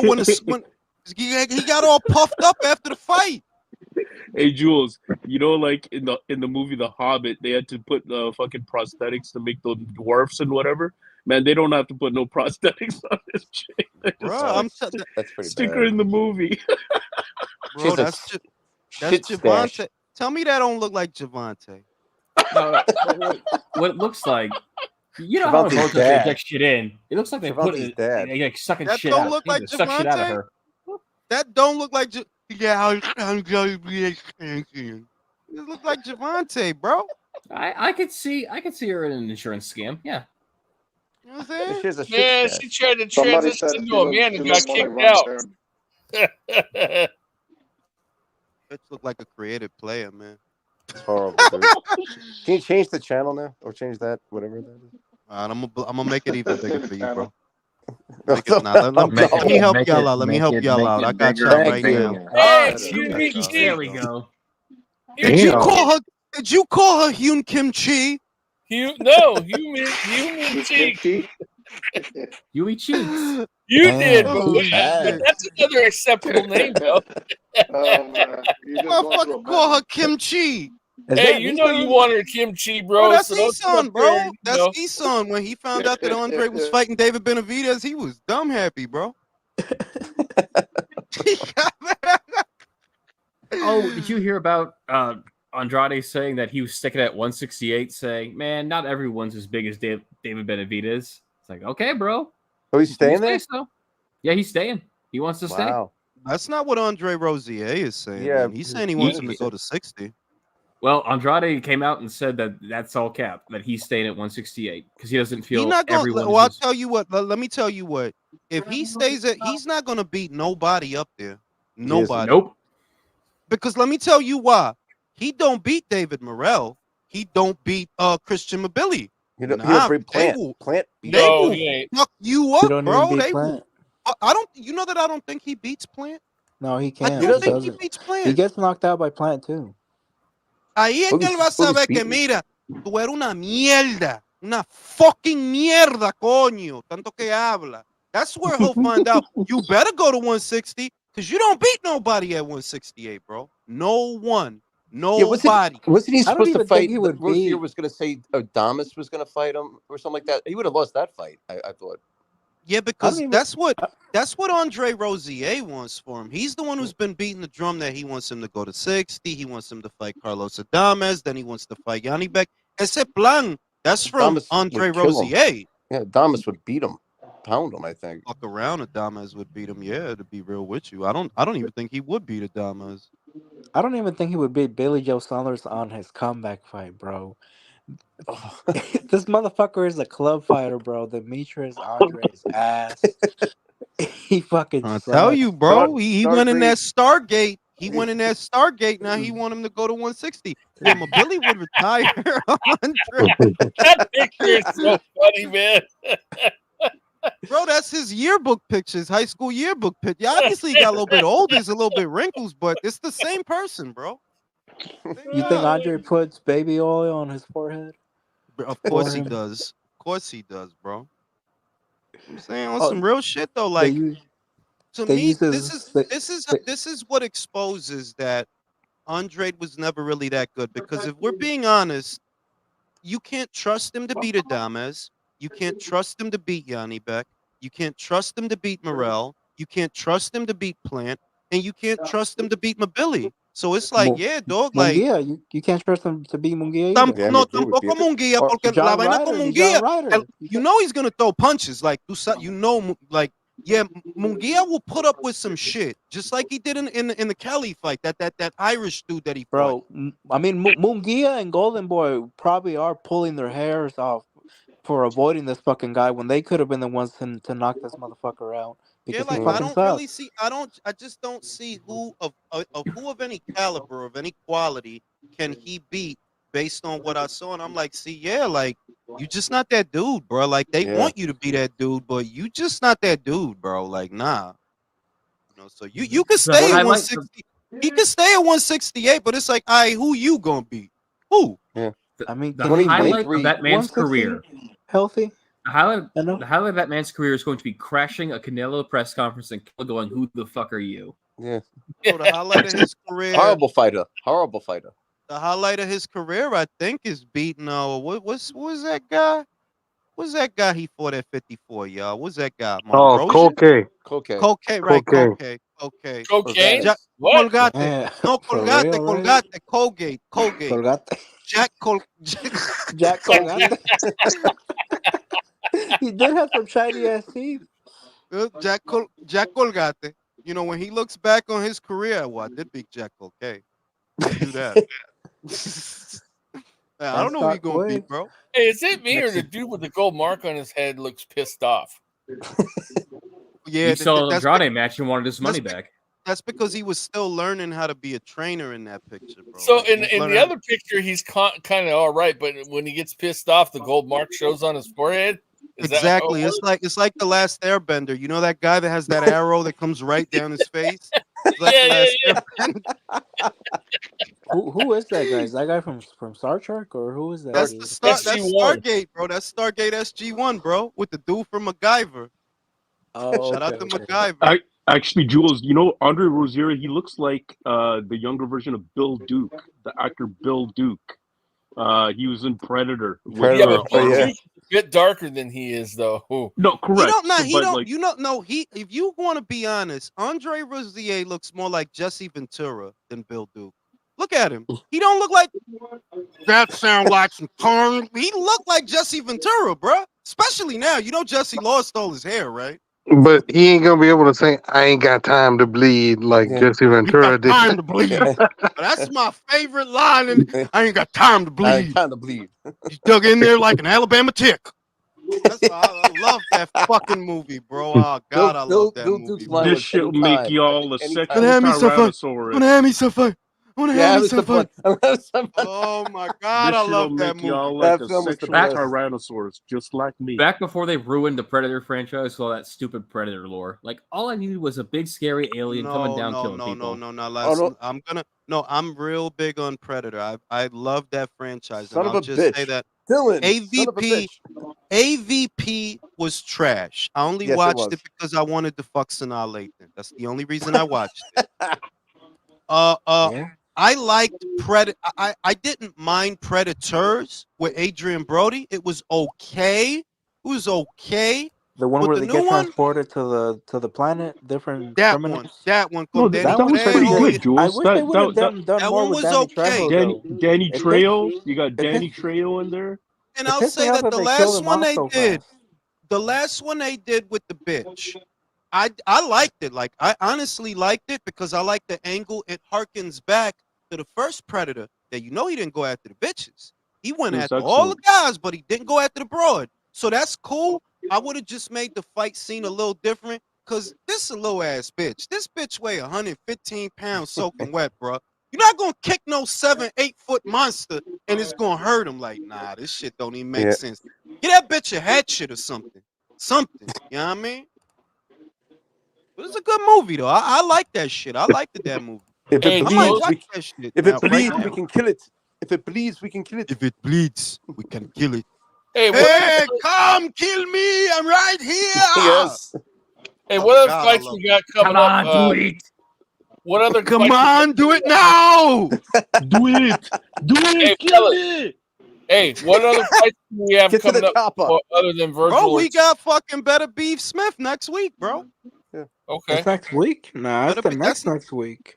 Isn't that next January week? 13th? Yeah, it's January 13th. Yeah, it's next week. So it's 2 weeks from now. No, yeah, that's next week, bro. That's next week. What time is that gonna be? Is this in Canada, right? But it's gonna be the regular time, bro. It's gonna be the regular time. It's gonna be the regular time. As if it were here, it would be the regular time. If you're in Texas, what time would that be? Like 7? Para mí, igual que if the fight was in Nueva York. ¿Entiende? It'll be the same time as if the fight was in New York because their time zone is not different from like over here, bro. We're in the same time zone. So, a lo mejor la pelea a las 7, maybe las 6, por ahí. If you on the West Coast. Yeah, I think so. Yeah, like 7 p.m. Yeah, it's gonna be on at 10 Eastern, which is 7 o'clock here on the West Coast.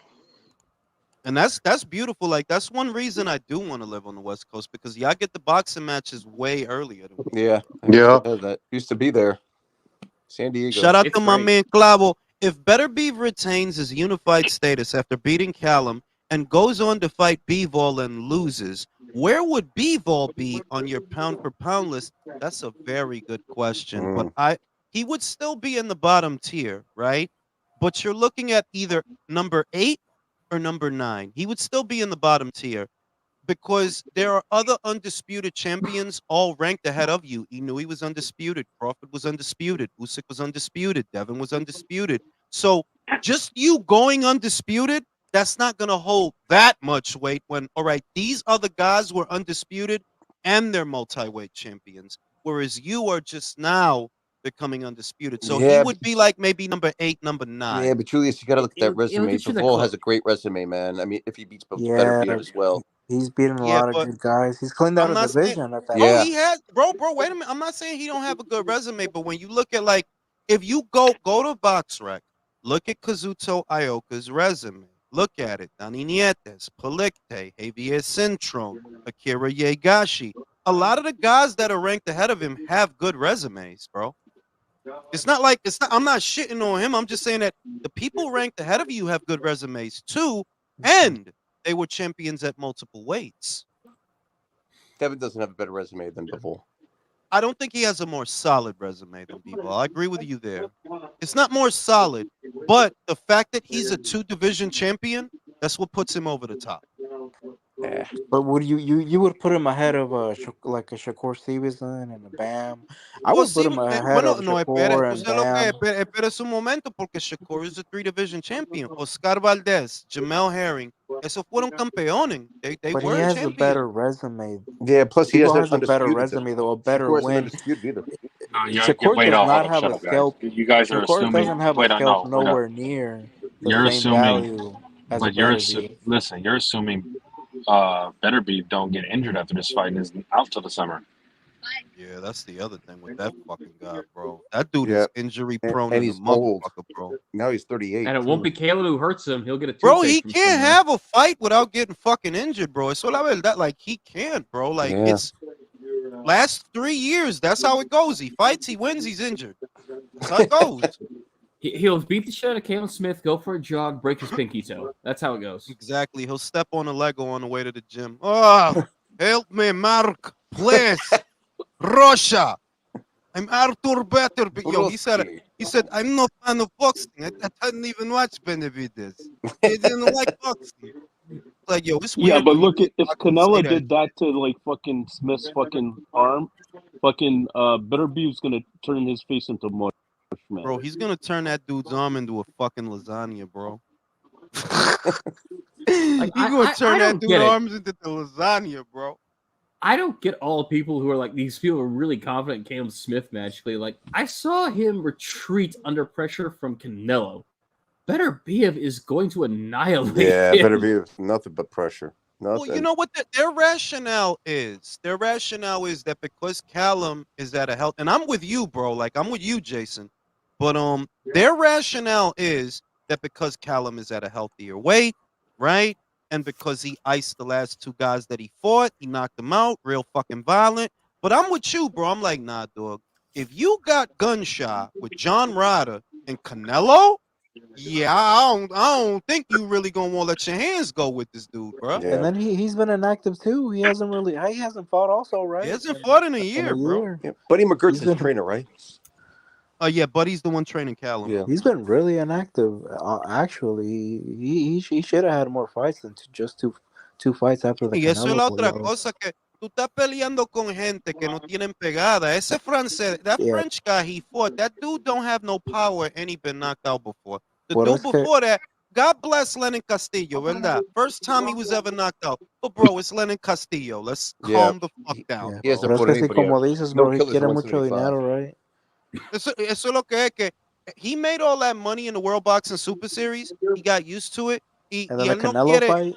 hasta otra vez, ¿no es verdad? Otra vez. Yeah. So Yeah, he- con eso, él no quiere pelear for any amount of money, you know? He doesn't want to fight for just any amount of money, you know? So We'll see, bro. Like, I'm not gonna say he has no chance. I see what people mean. It's just that I don't trust you. If you got squirrely with John just because he got on the inside, and you got squirrely with Canelo just because he got on the inside, bro, this dude hit mad harder than them, bro. I'm Yeah, just and he's saying, on the like, inside.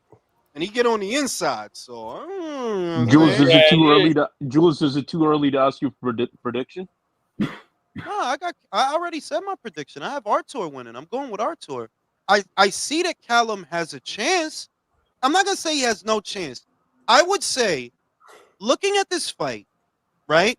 I would give Callum. I'm giving Callum a better chance than I gave Anthony Yard, and I thought Anthony Yard is gonna give Artur problems. You could go back to the videos. I said he's gonna give him problems, but he's gonna get knocked the fuck out, right? I give Callum a better chance than Anthony, but I still think you're gonna lose. Yeah, Yeah, I but think you're gonna lose. you also have to throw in the age factor, I guess, if it's Arthur. That's But no. Do you know that that's why I'm giving him the chance? That I'm like, okay, well, Artur is getting older, but yeah, I think you did you're not mention that. very active either, bro. That's the Yeah, shit that you not at. It's not like you out here fighting 3 times a year, bro. You don't be fighting like that neither. Jules, when did Arthur stop Yard? What round That was it? was In January of last year.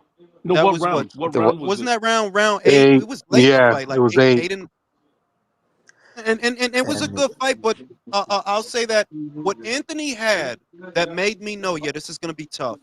He's got power and inside game. Power and inside game. I don't think Callum has inside game. That's why you shelled up Yeah. with John. And that's why you shelled up with Canelo. Because you ain't got no inside game. So, bro, what type of what type of style or what type of fighter is Callum? I kind of want to boxer see him as a puncher. boxer No, he's a puncher, but boxer puncher. but how come He's he a doesn't boxer like puncher. inside though? How come he's not good on the inside? The So The reason arms are too he's not long. you how's he a boxer puncher that's if what I he's was not gonna good on the say. inside? No. You could be a I'll tell you boxer why. puncher. Because he doesn't No, have the girth. can I answer the question or do I gotta interrupt everybody on my own live? The reason he has these problems is because he's unusually tall and unusually long. That's why.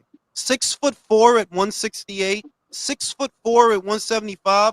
That's fucking huge, bro. You're not gonna have inside game with them long ass arms, bro. Like, nah, you not. It's going the little guy is always gonna string together his combinations faster than you because your arms are too fucking long.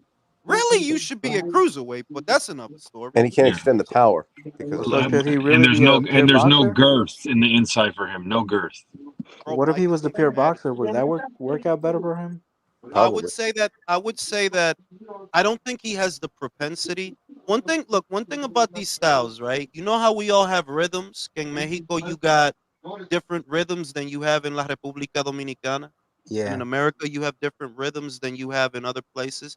Es un ritmo que tú tienes adentro. Your who the fuck is in the library, bro? Mute yourself, please. Damn, Motherfuckers mute want to your fucking join the live. No, mics. you know what the shit is? Motherfuckers join the live, then be doing every other fucking thing. Like, bro, just go do what you doing. They be getting shot at and shit. Yeah, like hurricanes, dogs barking. Like the fuck? Changing a It's fucking crazy out here. carburetor. Hurricane. He's at a Now hospital. Going to work. the shit is that all the base styles have similar characteristics. What separates them, what actually separates the fighters in the base styles, it's not the styles, it's the rhythm you have. What separates the pure boxer from the boxer puncher is the pure boxer has a safety first mentality. That's his rhythm. He's on the outside. The boxer puncher wants to hurt you, but he's not all gung ho like a pressure fighter. But he does want to hurt you. He does want to knock you out. That's Callum Smith. That's Teofimo. That's Canelo. That's Regis Prograis. Now, there are different tiers of boxer punchers, but what separates the boxer puncher from the pure boxer, for example, the boxer puncher wants to knock you out. He wants to hurt you. The pure boxer, nah, I'm happy with a decision, bro. Long as I win, long as the game plan works, I'm happy with that. They don't have that same propensity for violence. You rarely see a pure boxer that's spiteful, that he want to lay into you, he want to hit you. That's not how it works. The boxer puncher does, but he uses the boxing to do it. The pressure fighter, who I love me some pressure fighters. They all violent all the time. That's all they like. I just want to beat the shit out of you, bro. I just want to put you in the hospital, bro. That's all I want. They're made for television. As limited as they can be, the real unsung heroes of boxing are pressure fighters. As limited as they are sometimes, because they're the ones that make the fights fun, whether they Marvin win or Hagler, lose. Chavez. Oh, but he was Joe Frazier. Marvin was Joe Frazier Marvin. was the Joe pressure Frazier. fighter. Yeah, Chavez. but Took the Jules, word they're a dying breed, man. No, they're not. There's other No, they're pressure. not. No, they're not. Williams Zepeda. Vaquero. Vaquero. Vaquero. Like I gotta say that I Isaac Cruz. he is see, pero una mierda. Because, That's like why you I said, brought up Jules, but like Yeah, you say, Jules, You overstepping the line on that one, man. like Come on. Jules always por eso mentions que yo this. mencioné el camarón que Williams Zepeda is nice, bro. Like he's a smart pressure fighter. He's not like Isaac. He does little shit like he'll take that half step back, then come right back in. Like, mama huevo, coño. He'll fuck you up, but he's smart about it. Williams Zepeda is a very good pressure fighter. Very good. Jules, what about but it's more like you always Subriel? mention it, Jules. Like when a fighter has more than one base style, it's usually a pressure fighter, boxer, puncher. How'd you put Subriel, Jules? No, not always. It's more like the the boxers that have more than one base style. Usually, they're boxer punchers. Why? Because they can go backwards or forwards. It all depends on the rhythm they have. Like, there's a reason that Roman Villa wants to stay in front of you. There's a reason William wants to stay in front of you. There's a reason that Fundora wants. It's an internal thing that I just want to fuck you up, bro. I don't got time for this shit. I just want to beat the shit out of you. That's their propensity. That's their patience or their lack thereof. Whereas the pure boxer, oh nah, man, I'm gonna move around the ring, jab, move around a little bit, go for a walk, jab. Hey Jules, Damien online is asking if you think Mike Tyson is a pressure fighter. He absolutely was a pressure fighter. That's why he couldn't fight going backwards. Yeah. That's the telltale sign of a pressure fighter. And it's dog, I'm telling you, it's so rare. A pressure fighter who can fight going backwards or move lateral. It is so fucking. It exists. Yeah. It exists. I've seen it. Who would be that? Who would be that? Who was it? Who was it? Somebody. I know a girl did that. I've seen a girl pressure fighter do that. I'm trying to think of a guy. Oh, Artur. He did it to Joe Smith. When he saw Joe was lunging at him with the jab, he like, oh, okay, I got you. Instead of coming to you and getting in a gunfight, I'm gonna wait for you to come. He moved back and he countered the jab with the right over the top. Like, and that's how he was hurting him. That's one of the few times I've seen a pressure fighter that, bro, Artur is a pressure fighter. That's what he is. But that's one of the few times I've seen when, oh, you could box. If you have to, you could box. It ain't all just go after him and lay into him. You could really. What about Canelo? Wouldn't Canelo be like that? Canelo's not a real pressure fighter. Canelo's a boxer puncher, pero porque el inteligente.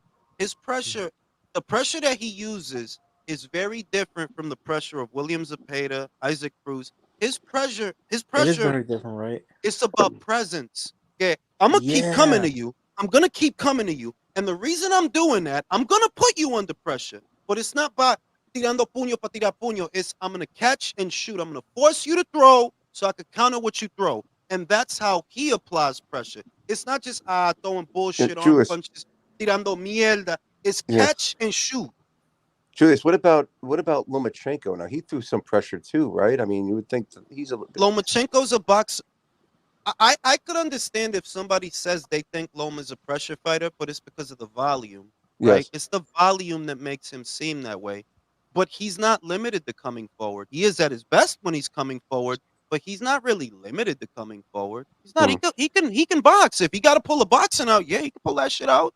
So I put him right in the middle of boxer, puncher, and pressure fighter because you have the boxer puncher's fundamentals with the pressure fighter's volume. That this dude does throw a lot of fucking punches. Yeah, like he throws a lot of fucking punches. That's the pressure fighter.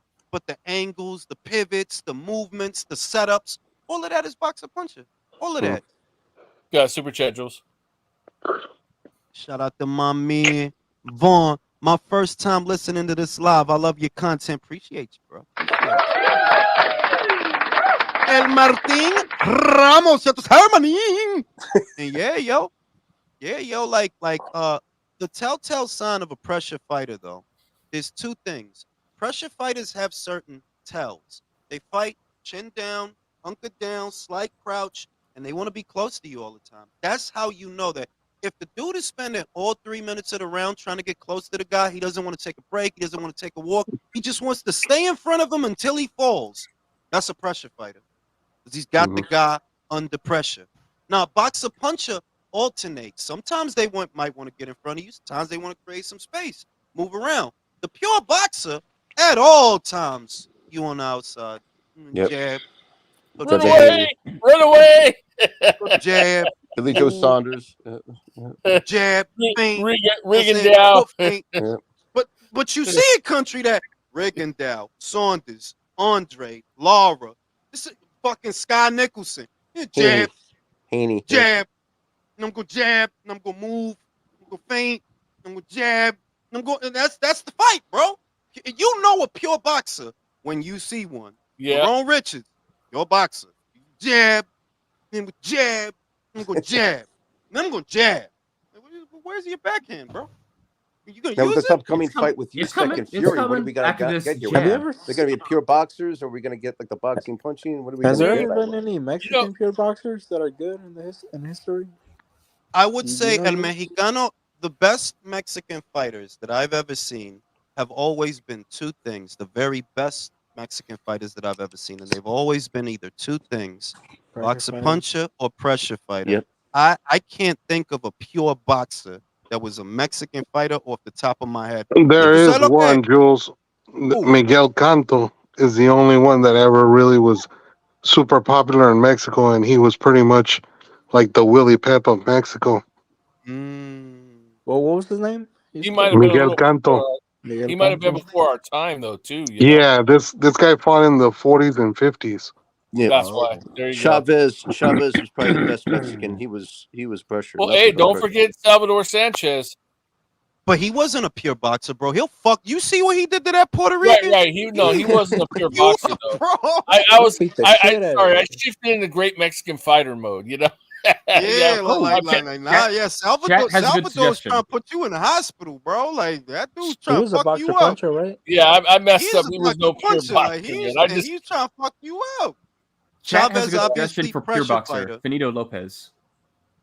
No, he was a boxer puncher. Benito was a boxer puncher. Juan Manuel Marquez was a boxer puncher and a great counter puncher also. He had the counter punching. Yep. Chavez was a pressure guy. Barrera Morales. What was Barrera Morales? Barrera was a boxer puncher. That's why he deconstructed este tipo.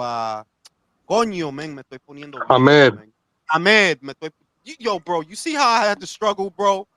Well, no, Barrera's the one that destructed Ahmed, though. Yeah. No, that's what I mean. That Barrera deconstructed him with fundamentals. He didn't. It wasn't bells and whistles. It's just like, nah, this is no nonsense boxing, bro. All that dumb shit you be doing, it's not gonna work on me, bro. It ain't gonna work on me. I'm gonna take a smoke break, and I want a 30-page essay on why Alicia Baumgartner is innocent. She has the nicest ass I've ever seen in this whole world. She has the most beautiful face I've ever seen in this whole world. She's innocent.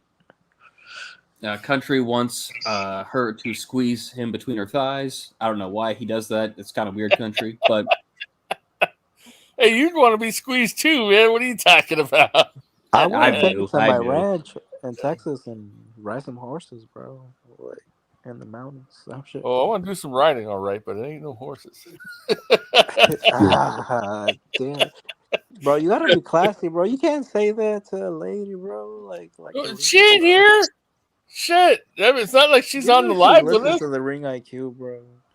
Oh well, I mean, you know what? Alicia, you're gorgeous. I'll probably get knocked out. So all right, you know, damn it. John the hey man, shoot your shot. Maybe she's into that. You never know. No, I don't want to get. I shoot my shot and then get shot with her right hand. No, thank you. Oh damn. Hey, what style was Eric Morales? He was a boxer puncher for the most part because he was never a one. He was never a one KO artist. He was the guy who would break you down and just beat you up.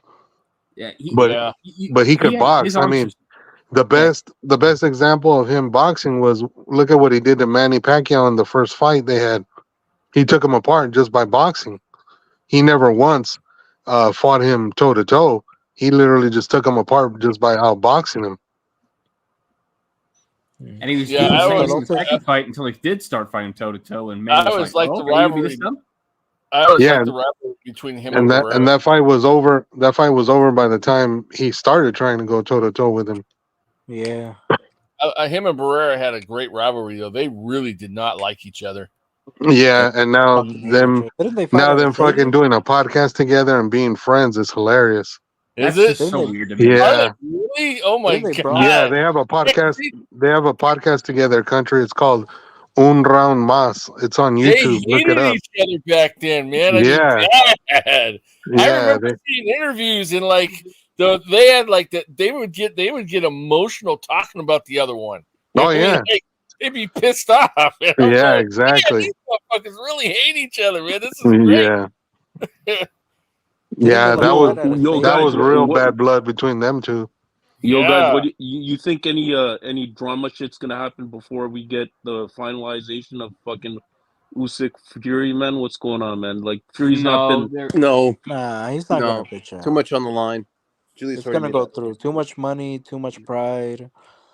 He's Like, gonna he take can't his money let- and ride off into the sunset and retire after a little bit. Watch. no Fury. I guarantee you, Fury, for all of his antics, cares too much about his reputation. Which is weird I to think say. so. I know I he think- does. I What know are he you does saying, a Jay? lot No, to damage Jay. that. I Jay, know. I think as if he- That's why as a former or a semi-former Fury fan, because I know you still probably have a little bit riding on him. What are you saying, man? What are you saying about this fight?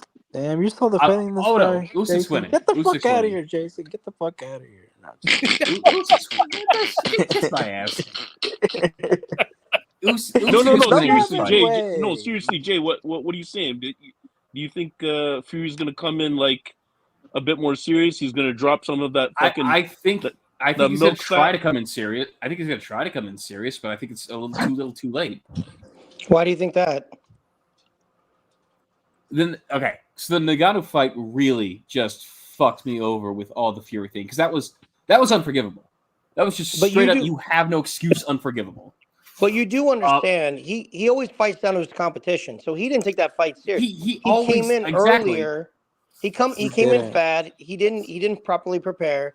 Somebody made a good point. I don't know if it was on this channel or I heard it someplace else. But when Fury gets serious, he goes off the radar. You don't hear from him. You don't hear the bluster. You don't hear the feedback, the talk, and the bullshit. So he did that too after the first fight with Wilder. So he went off the reservation. He didn't hear from him at all. So he's taking this fight very serious. He's gonna come in good shape. Wilder 2 form and Dillian White fight form. He's gonna come prepared. I think he's training. He's going to try. And He's that's gonna try. I mean, I he's don't not like going to. Fury, But I don't like Fury, but objectively, you have to give him credit. I mean, he does. Villain, let me ask you Look. this. Villain, let me ask you this. After the Ngannou fight, when fucking Usyk went into the ring, I saw something in regards to Fury's face, and I read it like a fucking book.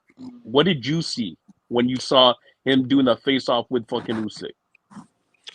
I think he realized that the bells have toed for him, that he knows that he's going to have to be prepared. That Usyk is probably his most serious competition. That if he has never had, it'll be the most serious competition that he's had in years, in probably a decade. I think the Chisora fight, when he fought Chisora, he didn't take that serious. He didn't take fighting Dillian White serious. He knows he understands when he has to put the pedal to the metal, the gas to the metal, and he also plays the media really well. He plays the fans very well. He knows exactly when to engage and when not to. I don't like Fury. I'm not a fan of him. I think a lot of what he does is fraudulent. He's kind of an embarrassment, but I give him a lot of credit. I mean, he came back. He beat Wilder. He can box. What's that? Yeah, no. I mean, it is what it is. The reality. A lot of people thought he looked shook when Usyk got without a doubt, because he realizes that it's going to be a serious fight. He understands that there's no fucking around now. Usyk's going to be the biggest fight probably likely ever has, and it's for undisputed. So he's going to come in very, very well prepared. Now, which Fury shows up, who knows? Usyk is the best fighter. I wonder about one. that too. I think look, as much as I shit on Fury, right? He's got two styles. That's what he's got. He can be that pressure guy, even though he's only ever really been that guy with one guy. Or he can try to be. I have a feeling that he's going to try to box. I have a feeling he's going to try to box. I think he is, and I think he'll box with the intention of making it difficult for Usyk to get inside because he's shorter. He has to get inside, and his plan may be centered around baiting him to come inside and then catching him when he does. The reason I think he's going to lose is I don't think you have the timing for him. I don't think you have the speed for him. All the things you're good at. My opinion, I could be wrong. If he wins, he wins. I have to concede he's number one. But my opinion is all the things you're good at, he's better at those things than you. You got timing, he's got better timing. You're a little bit fast, he's faster. You got good feet, good lateral movement, he's got better lateral movement. Better with ring pivots. IQ. Better ring IQ too, I think. Right? I mean, Julius, ultimately, let me ask you this. Ultimately, let me I ask think you 1 second. Let me ask you this. How much dirty tactics do you think he can actually like see or have opportunities for dirty tactics with Usyk? Steve Cunningham. That's a good question because he outright elbowed Francis Ngannou and they didn't even deduct him. Like that was an elbow. That was a clear as day. Yeah, that but was you know what? It didn't even affect Ngannou though when he hit him well, with the it's elbow. not that it didn't, but it's like how could the referee not deduct you? That was a brazen elbow, dog. Like that was brazen, and they didn't say anything. He might punch him in the nuts, like Dubois did. Honestly, and people, you know that people don't even want to accept it, bro. That was a dick shot, bro. Like you can see, you got a guy who's taller. Daniel is taller. When he goes for the shot, he bends his knees, he bends his waist, he winds the punch. It's like, bro, what the fuck were you aiming for, bro? What are you aiming for? He's already shorter than you. And then you look at who's in his corner. Well, Don Charles is there. Good for the nut shot. Shout out to my man Fish. Sky starting boxer puncher style and hot leave her. I'll say I think she fought the way that she fought because she could. If push comes to shove, she'll fall back to what she's comfortable with. You know, like it's like what you see with Javante. Yeah, your counter punching looks great against guys like Rolly. Looks fantastic. Against guys Cruz who goes the same punch over and over and over again. Right? Like he should it have looks knocked out amazing. Rolly in less than 3 rounds. Does Rolly go longer than 3 rounds with Lomachenko? I don't think so. Personally, I think he wears him out in 4. This motherfucker won 7 rounds with him. Like, I personally think if you put with the volume and the angles, I'm not trying to sound repetitive, but it's the angles that make Lomachenko like you need to turn with him because if you don't and he gets to the side of you or he gets to your blind spots, any of the blinds, that's Lomachenko's MO. He tries to hit you in the blind spots. He creates, as many times as we hear Mark Kriegel and Tim Brad, because it's nauseating. Like he's downloading the data. He's Matrix.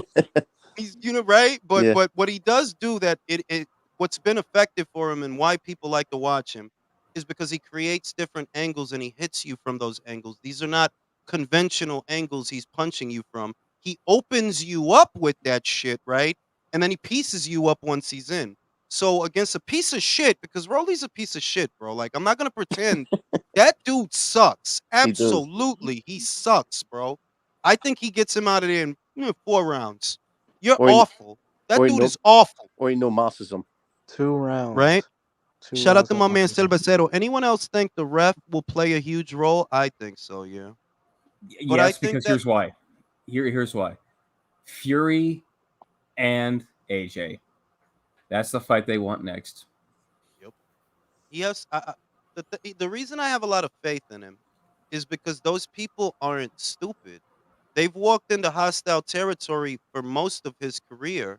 It's like most of his career, at least half of it, is title fights. Usyk doesn't actually have that many fights, but it's a chunk of them are all title fights and all on the road. They are not in unfamiliar territory. Whereas Fury, I'm of the opinion, and you can disagree, it's okay, we don't have to agree, but I'm of the opinion you didn't want this. The only reason you're doing it is because they're offering you so much money to do it. You didn't want this. You know what I mean? If you could have And fought somebody else for that same dough, then you would have fought them. But I you're out think, of but I options. I think still don't think he respect initially realistically, this wanted fucking this. crazy ass motherfucker more than Deontay I don't. Wilder because at least I he's don't think taking the he. bag, and this motherfucker ran away from the bag, bro. Fuck Deontay Wilder. I think I don't realistically, think he would. honestly, he has to take the fight because if he doesn't take the fight, people are always going to have that question and doubt. Why don't you fight for undisputed? He had the opportunity to do it against Joshua. He found very convenient ways to get out of that. Now they know because with his age and with Usyk's age that this is the final chance, and that'll always follow him if he doesn't take this fight. Realistically, Well, it's not the legacy thing, bro. Honestly, it really isn't.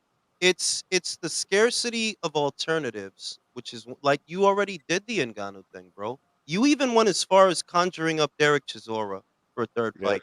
You've exhausted all your there's nothing else to do. So if you want money, which bro, I know you want money. You can 1 minute you're the guy who doesn't care about money, next minute you want money. Bro, let's just cut the shit. You want money. And I believe the only reason you're doing it is because they're offering you a fortune to do it. Yeah. That's the only reason you're doing it. He in turned my down opinion, he should have 70-30 fought against Joshua. Usyk. He turned 70-30 down against Usyk to fight in England. I He Right? don't. should have fought Joshua. He should Jules, have I fought don't Joshua. I think think Joshua would have been an he's going easier to. fight for him, realistically. If he would have No, fought he's. Joshua, he would have a better opportunity to win. I think Usyk No. is just too technical for him, personally. No, I Uh, agree with that. let, I agree with let me that. let me read the super chat. Pterodactyl says, "I've realized Fury looks great and loves to fight brawlers, and this is where Fury gets his praises. Valine was a problem as a boxer for Fury, so I feel Usyk as a better boxer will be a problem." And once again, not to be repetitive, it's just that looking at just watch him, bro. Just go taking a fight where Fury looked his best and taking a fight where Usyk looked his best, and I'm like, I don't really see what you do better than him. You're just bigger. That's it. So I there's don't no see way what. Steve Cunningham does him. Cunningham And the knocked him other, down. and you know, and that's Well, you the don't other think thing so, that right? when I just think about the boxing, right? Just the boxing, because usually I just think about the boxing because you can't bank on the intangibles. When I bring in the intangibles, that Brody, you should already have a loss in the column. That's one. Two, you've been knocked down early in your career, middle of your career. You got knocked down in your last fucking fight. Clearly, you're not the defensive wizard they're making you out to be when you've been knocked down more times than him. Mm. How are you this defensive wizard when you get knocked down more than him? You do. And I'm nothing against Steve Cunningham, but Steve Cunningham is not Usyk. Man, I'll tell you Levin Usyk this. ever been down? Paicik is not Usyk. Oh no, I'll tell you no. Usyk this has much: technically never been down. If Fury loses to Usyk, he ain't gonna fight AJ, dude. I'll I tell you don't think that he right fights now. AJ. Personally, that's why I don't see that fight materializing. I feel like if he loses the way I think he's gonna lose, he'll retire off of that. You made a bunch of Yeah, money, and you made a bunch of money, bro. It's not like you need to keep and, fighting. and Michael crazy. I mean, I truly believe he ducked the Vlad fight because I think he knew he was gonna lose the rematch because Bro, Vlad really did. go Yeah, back and watch the second sit down, and you could see like, yo, this dude is nervous, bro. He's shrinking. You yeah. won the first fight, and now you're shrinking because you know now you were right about Vlad. You were. Grew complacent. He's fighting safe. He's He's old. not that. He's older. Everything you said was true, but your dumbass woke him up. He wants to beat you now. He looks at you Mm. and like, God, how could I let this ogre beat me? This out of shape, fat, talkative English guy. How could I let him beat me? Vlad was coming to fuck your ass, and I firmly believe whatever. You could think whatever. What I think, Vlad was gonna knock your ass out. Yeah, I He's do gonna agree knock with that. your ass out. He's gonna lay it all on the line. Everything that he ended up bringing to the AJ fight, Yeah, that's what he was gonna bring to you. That's what he's gonna bring to you. Like fuck it. If I get knocked out, I'm gonna get knocked out, but I'm going for it. I'm not. It's not gonna be like that last fight. If I gotta get knocked out, so be it. And he and he knew ducked that. it. He ducked it. Jules, something you said earlier about how you don't think Fury was going to take this fight until they offered him money. I think that's part of it, but I also think a lot of it was that he can't let the Nagano fight be the impression of him. He can't. You think too, bro? You're talking. See, this is the thing. I know what's motivating what you're thinking, the processes, but what you have to remember is this is a guy who, in order to get out of a fight, oh, I'm mentally ill. And before that, he had an ankle injury. And this is all happening while you're being investigated by you. It's like, dog, he don't care about legacy. You can see that he doesn't. You never fought David Price. You pulled out on Ustinov. You pulled out on Pulev. You don't care. Like, I don't really think he cares that much about what people think. And I firmly believe the real reason he's taking the fight is they're offering you insane money to take it. So, same reason Wilder took the Parker fight. Wilder was not going to fight this year until the Saudis come in with all this fucking money. And you're like, how could I not take it? I think that's the same logic the Fury's exercising.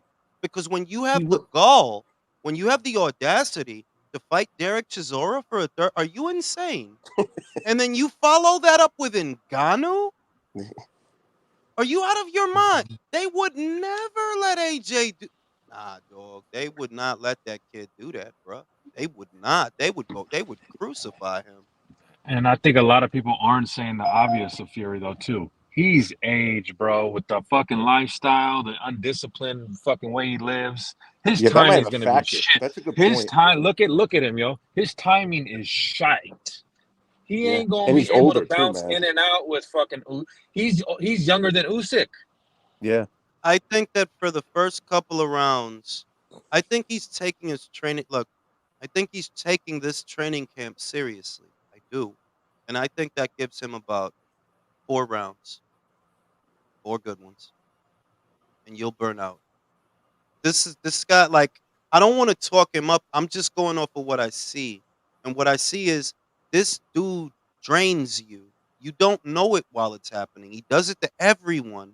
He drains you because of the pace that he fights. He forces you to work. You don't know that he's doing it, but little by little, whether he lands a punch or he doesn't, whether he moves or doesn't, you just trying to keep up with him as big as you are. And at this age, you're going to get tired. It's And not then his power.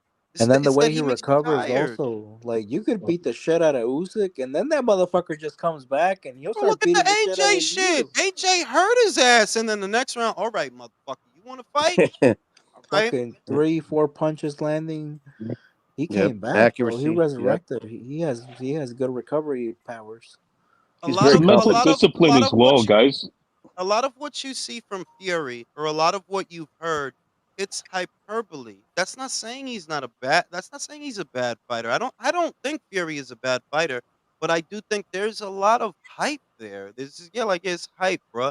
Y'all hype because he beat Wilder. Not this other shit. It's not none of this other shit. It's because he beat Wilder. Y'all blew that shit out of proportion, bro. Wilder can't box. It's not just me saying it. Ray fucking Mercer said it. Might need to teach that motherfucker how to box. Motherfuckers been saying that shit. And y'all see him go in there with a dude that ain't got no feet, can't move, feet like quicksand. He only looks athletic, and that's the whole shit that bugs me out. They see Wilder looks athletic, and in their mind, they think like this dude is not athletic, bro. Like, nah, he's not. He doesn't He have an doesn't do any athlete. road work. If No he stamina. if he was No. if he was athletic, he'd be making $20 million a year in the NBA. Yo, you took the words out my like the dude is y'all see that he got his little skinny man cuts. That's what Wilder got. You got them skinny man cuts. That yeah, you know you got pecs, little bit of arm, but you don't actually do nothing for those things. You just look that way. And they think, oh yeah, he's athletic. He's like, not none of that shit. Not none of that shit. It's look, Agit Kabayel is way more athletic than Wilder. But when you look at him, he doesn't have an athletic man's physique. No, he's soft in the body. Pecs aren't defined. Arms and delts is not all toned up, but he's way more athletic, way more fluid, with a better engine. Yeah. Moves better, puts punches together better. He just doesn't look That can athletic. happen. Guys like Sultan Abramonov were like that. You know, I mean, Him, like that. He's way more athletic than Wilder, whatever it was. If you look at Larry Holmes was not. No, he don't got all cut up. He don't got the big pecs with the big delts and the toned up bicep. No, he was soft in the body, lean all over, just lean. But that's why he was fluid. He not all stiff. You know, like it wasn't even tense. Like he's snapping out the jab. He just flow with it. Just flows because he's shooting from the hip, right? They'll look at Wilder's it. No, Wilder's not athletic. Larry Holmes is athletic, and he don't have all the cut up, all that. He didn't have all. Go back and watch him. He just got regular push-ups. Like I was talking to Rudy Hernandez last night. And he's like, you see these fighters that are usually all cut up. I don't need a fighter like that. I need him doing his push-ups, sit-ups, and running. That's it. Mira I don't need this Navarrete. fancy shit. Mira Navarrete. Navarrete is not cut up at all. Like, nah, he don't have all that definition and all, but his punches flow. They just flow, bro. He just flows without all that other shit. What I notice about here, once again, I'll say it again. In America, people care more about how things look and how things sound more than how it was always obvious to me. Wilder has no cardio. What? The man don't throw punches. And then when you force him to throw punches, and then when you hear, it's not hating when Mark Breland said the man didn't run or hit the bag. No, because he confirmed what we were saying for years. I was saying, like, you can go back to videos from 2018 and Wilder looks athletic, but nah, you don't have no work rate, bro. Your fight is you losing a bunch of rounds till you get the write-off. That's the fight. That is the fight in a nutshell. You're not doing nothing in the middle of the fight. Yep. No, it's like and fighting crap and fighting trash cans. That all the way. No, Jules, you said it best. How it looks, how it sounds. What? Smokey in chat said it. Wilder got into boxing because he wanted to be a good father to his daughter, who needed the money, needed the help. Oh, it's a heroic story. It's a feel-good story. We should all root for Wilder. That's it. Yeah, but I'm not here. Like, look, you know why I don't care about the feel-good? It's not that it's. Of course, I could respect that. It's just that. That's not just your story. There's a lot of stories like that in the sport of boxing. A lot of people that came from a lot of fucked up shit. So I'm not going, oh, look at what. Like, no. If I'm talking about your ability, I'm talking about your ability, not all this other shit. And what I always noticed about Wilder, for a tall, slinky man, he doesn't really throw a lot of punches. That's weird. Like, why doesn't he throw more punches? And it's two reasons. You don't have the cardio, and you don't have the ring IQ. That's what it is. You see how Agit Kabayel caught on. This big dumb motherfucker giving me his body. Bing, bing, bing, bing. Like, he giving me his body. Wilder don't put them together like that. And Agit Kabayel, I reiterate, that is not a power puncher. That is not a power guy. He's not. His whole shit is movement and quickness, not power. But he deconstructed that motherfucker. Why? Shot selection. Wilder don't have that. Y'all watch that man throw the same right hand with the same right hand and the right hand. And how many years Wilder been fighting? He still reacts the same way to pressure. You don't know what the fuck to do. He fights like a girl when he gets pressure. Hammer fist. Go watch the Parker shit again. When Parker got a little bit on the inside. Wilder's always on the back foot. Well, the question with him too is, why the fuck are you on the back foot when you supposedly have the sledgehammer? I don't understand that would be at all. You're supposed to be going after that. What Wilder wanted to be, right? Like I said this before. I said this after the second Fury fight, that Wilder doesn't have a style. The style that he's trying to develop that they never developed. Wilder wants to be a boxer puncher and a counter puncher. Not dissimilar from Regis Prograis. That's what he wants. That's not what he is, but that's what he wants. If you watch him, he wants to create space. He wants to get you to come forward to set you up. Oh, that's Regis. That's what Regis tries to do. He tries to get you to come at him, and then he pieces you up. Now, obviously, I think Regis is much better than Wilder. It goes without saying. There's more there. But what Wilder wants is to bait you to come in so he can set you up for the right. Yeah. He's just missing all the other things. He's like You're missing all the And that's how bro. he has trouble with pressure fighters so much, right? Because if he did have what Regis had, he would be icing them because he had the timing to knock them out. Eso, y lo So que yeah, you're Wilder, right. This el lío motherfucker que él had doesn't tiene, have a style because he's not el, a li- pure te lo boxer. estoy diciendo que el lío con él no tiene la otra cosa that you like. Why does he struggle with pressure?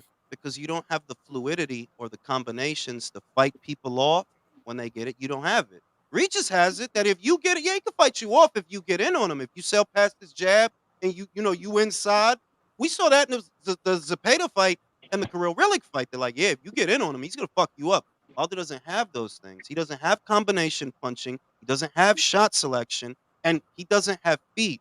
That feet, yes, that half step that you see Devin take, that shit matters a lot, bro. That's the difference between being smothered and not being smothered. Either that half step or that pivot, the turn, to force him to turn. You know what I mean? Or to catch him in a blind spot. Other doesn't have none of that shit, bro. I've been like, and this is not some new shit I started saying because he lost to Parker. I've been saying I don't see what style you have. What I see you trying to be is a counterpuncher. That's what I see you're trying to be, but you're missing too much to be those. You don't have nothing, bro. You don't have none of the other shit. It's a lot missing. A lot missing. A lot missing. Apparently, goddamn. Should The have road stuck to work also, windmilling. But did stamina he? too is So another he thing. really was fighting tomato cans, like tomato Yeah, tomato cans, right? Yes, bro. Shit. Like you got to remember. Fucking Aaron Ladon, Eric Molina almost fucking knocked him out, yo. Yeah, you got to good look, remember. bro. He comes from the Vlad era, man. Arthur fucking Spilka had him on Arthur fucking spaghetti Spikey. legs. He started out in '08. I mean, it's not and like and he was new. that's why I said, you took the words out of my mouth. Remember, this dude debuted in 2008. You're an Olympian. You're an Olympian. You medaled in the Olympics. How on earth do you spend 7 years fighting these kinds of people? And all it really is if they would have put you in there with people, you don't make it to the WBC title. No, you won't make it. I promise you. If he would have fought that Derek Chisora from 2013, 2012, yeah, you don't make it to the title. Yeah. You don't become WBC champion. Don't happen. And this is the guy that Fury beat that makes him the GOAT. Which is fucking crazy. You know what I'm saying? And it goes back to what you said, Jules. These fools were so shitless fucking scared of AJ and wanted to get some fucking economic leverage over him, and it didn't work. Or I mean, what I saw that they were doing was they were trying to make Wilder a self-sustaining organism so they wouldn't have to. Who the fuck is that? They were trying to make Wilder like a self-sustaining organism, trying to make him a draw unto himself from the synergy of the AJ fight, but without the AJ. And that shit, it's like, no, it's not gonna work. The only reason people are even paying attention to you now is because they're expecting you to fight him. That's it. Without him, they don't care about you. How do I know? When you fought Robert Hellenius, who fucking bought it? When you fought Luis Ortiz the second time, who fucking bought it? Nobody, because they don't care. The whole shit, even with your fans that love you, quiet as kept. Who you think stealing your fights? Because it ain't me. Who you think? It's not me, fam. No, It's these Julius, motherfuckers on Twitter. Julius, let me ask you this: out of the entire heavyweight climate and the calendar right now, who has fought their most contemporaries? Would it be AJ? Yeah. Yeah. Or Joseph Parker. Yeah. The win to loss ratio, I would say AJ, but in a very general sense, the two guys in this era, and really three, no, really four, Anthony Joshua, Joseph Parker, Dillian White, and Derek Chisora. These are the guys who fought the majority of the people that were around, the majority of the relevant fighters. These are the guys who fought the majority of them. In the previous era, it was arguably Povetkin. Like you could say, yeah, Povetkin fought people. He fought whoever was around, whoever he could fight, with the exception of fucking up the Wilder fight with the Maldonian. But he fought Vlad, he fought AJ, he fought Dillian, he fought Manuel Char. He was trying to fight Wilder. He fought Michael Hunter. He fought a lot of fucking people. He fought Huey Fury. fought a lot of fucking people. Chris Bird, yeah. I get mad, yo, fellas. People didn't appreciate what we had even with the Klitschko era. Yeah. You know, compared to these But fucking motherfuckers we have now. you got can't motherfuckers like romanticize that era either, though. No, Those I two watched guys it. were hard to watch. It wasn't. I didn't say that, but we had guys willing to fight them. Well, Vitali wasn't hard to watch. I would argue Vitali wasn't hard.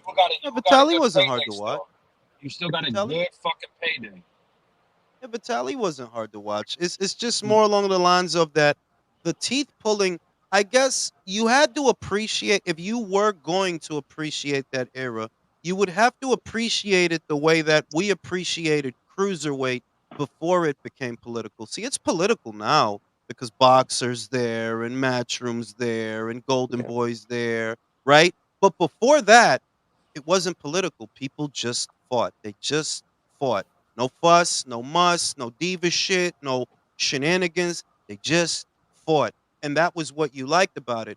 At the lower weights, once again, they've become political. But the Superfly, Fly, Light Fly, these were not political divisions not that long ago. Guys there, they just fucking fought, period. No fuss, no muss, just fight. And then in a way became a big star, and all of a sudden the politics came along. Well, 140 division now.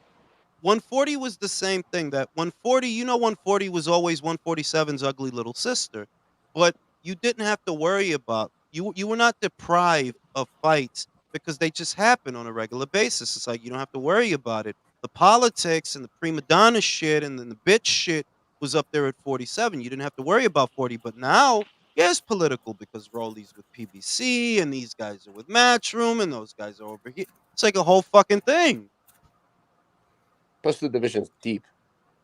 Yeah, So on that note, gentlemen, I'm going to wrap it up for tonight, and I will be going live for the ring return of Virgil Ortiz on Saturday. I wish y'all a happy and a healthy. And y'all stay safe. Everybody have a good night. Take care of yourselves. Have a good night, fellas. Hey, Yeah, Joe. y'all stay safe and eat some ass tonight.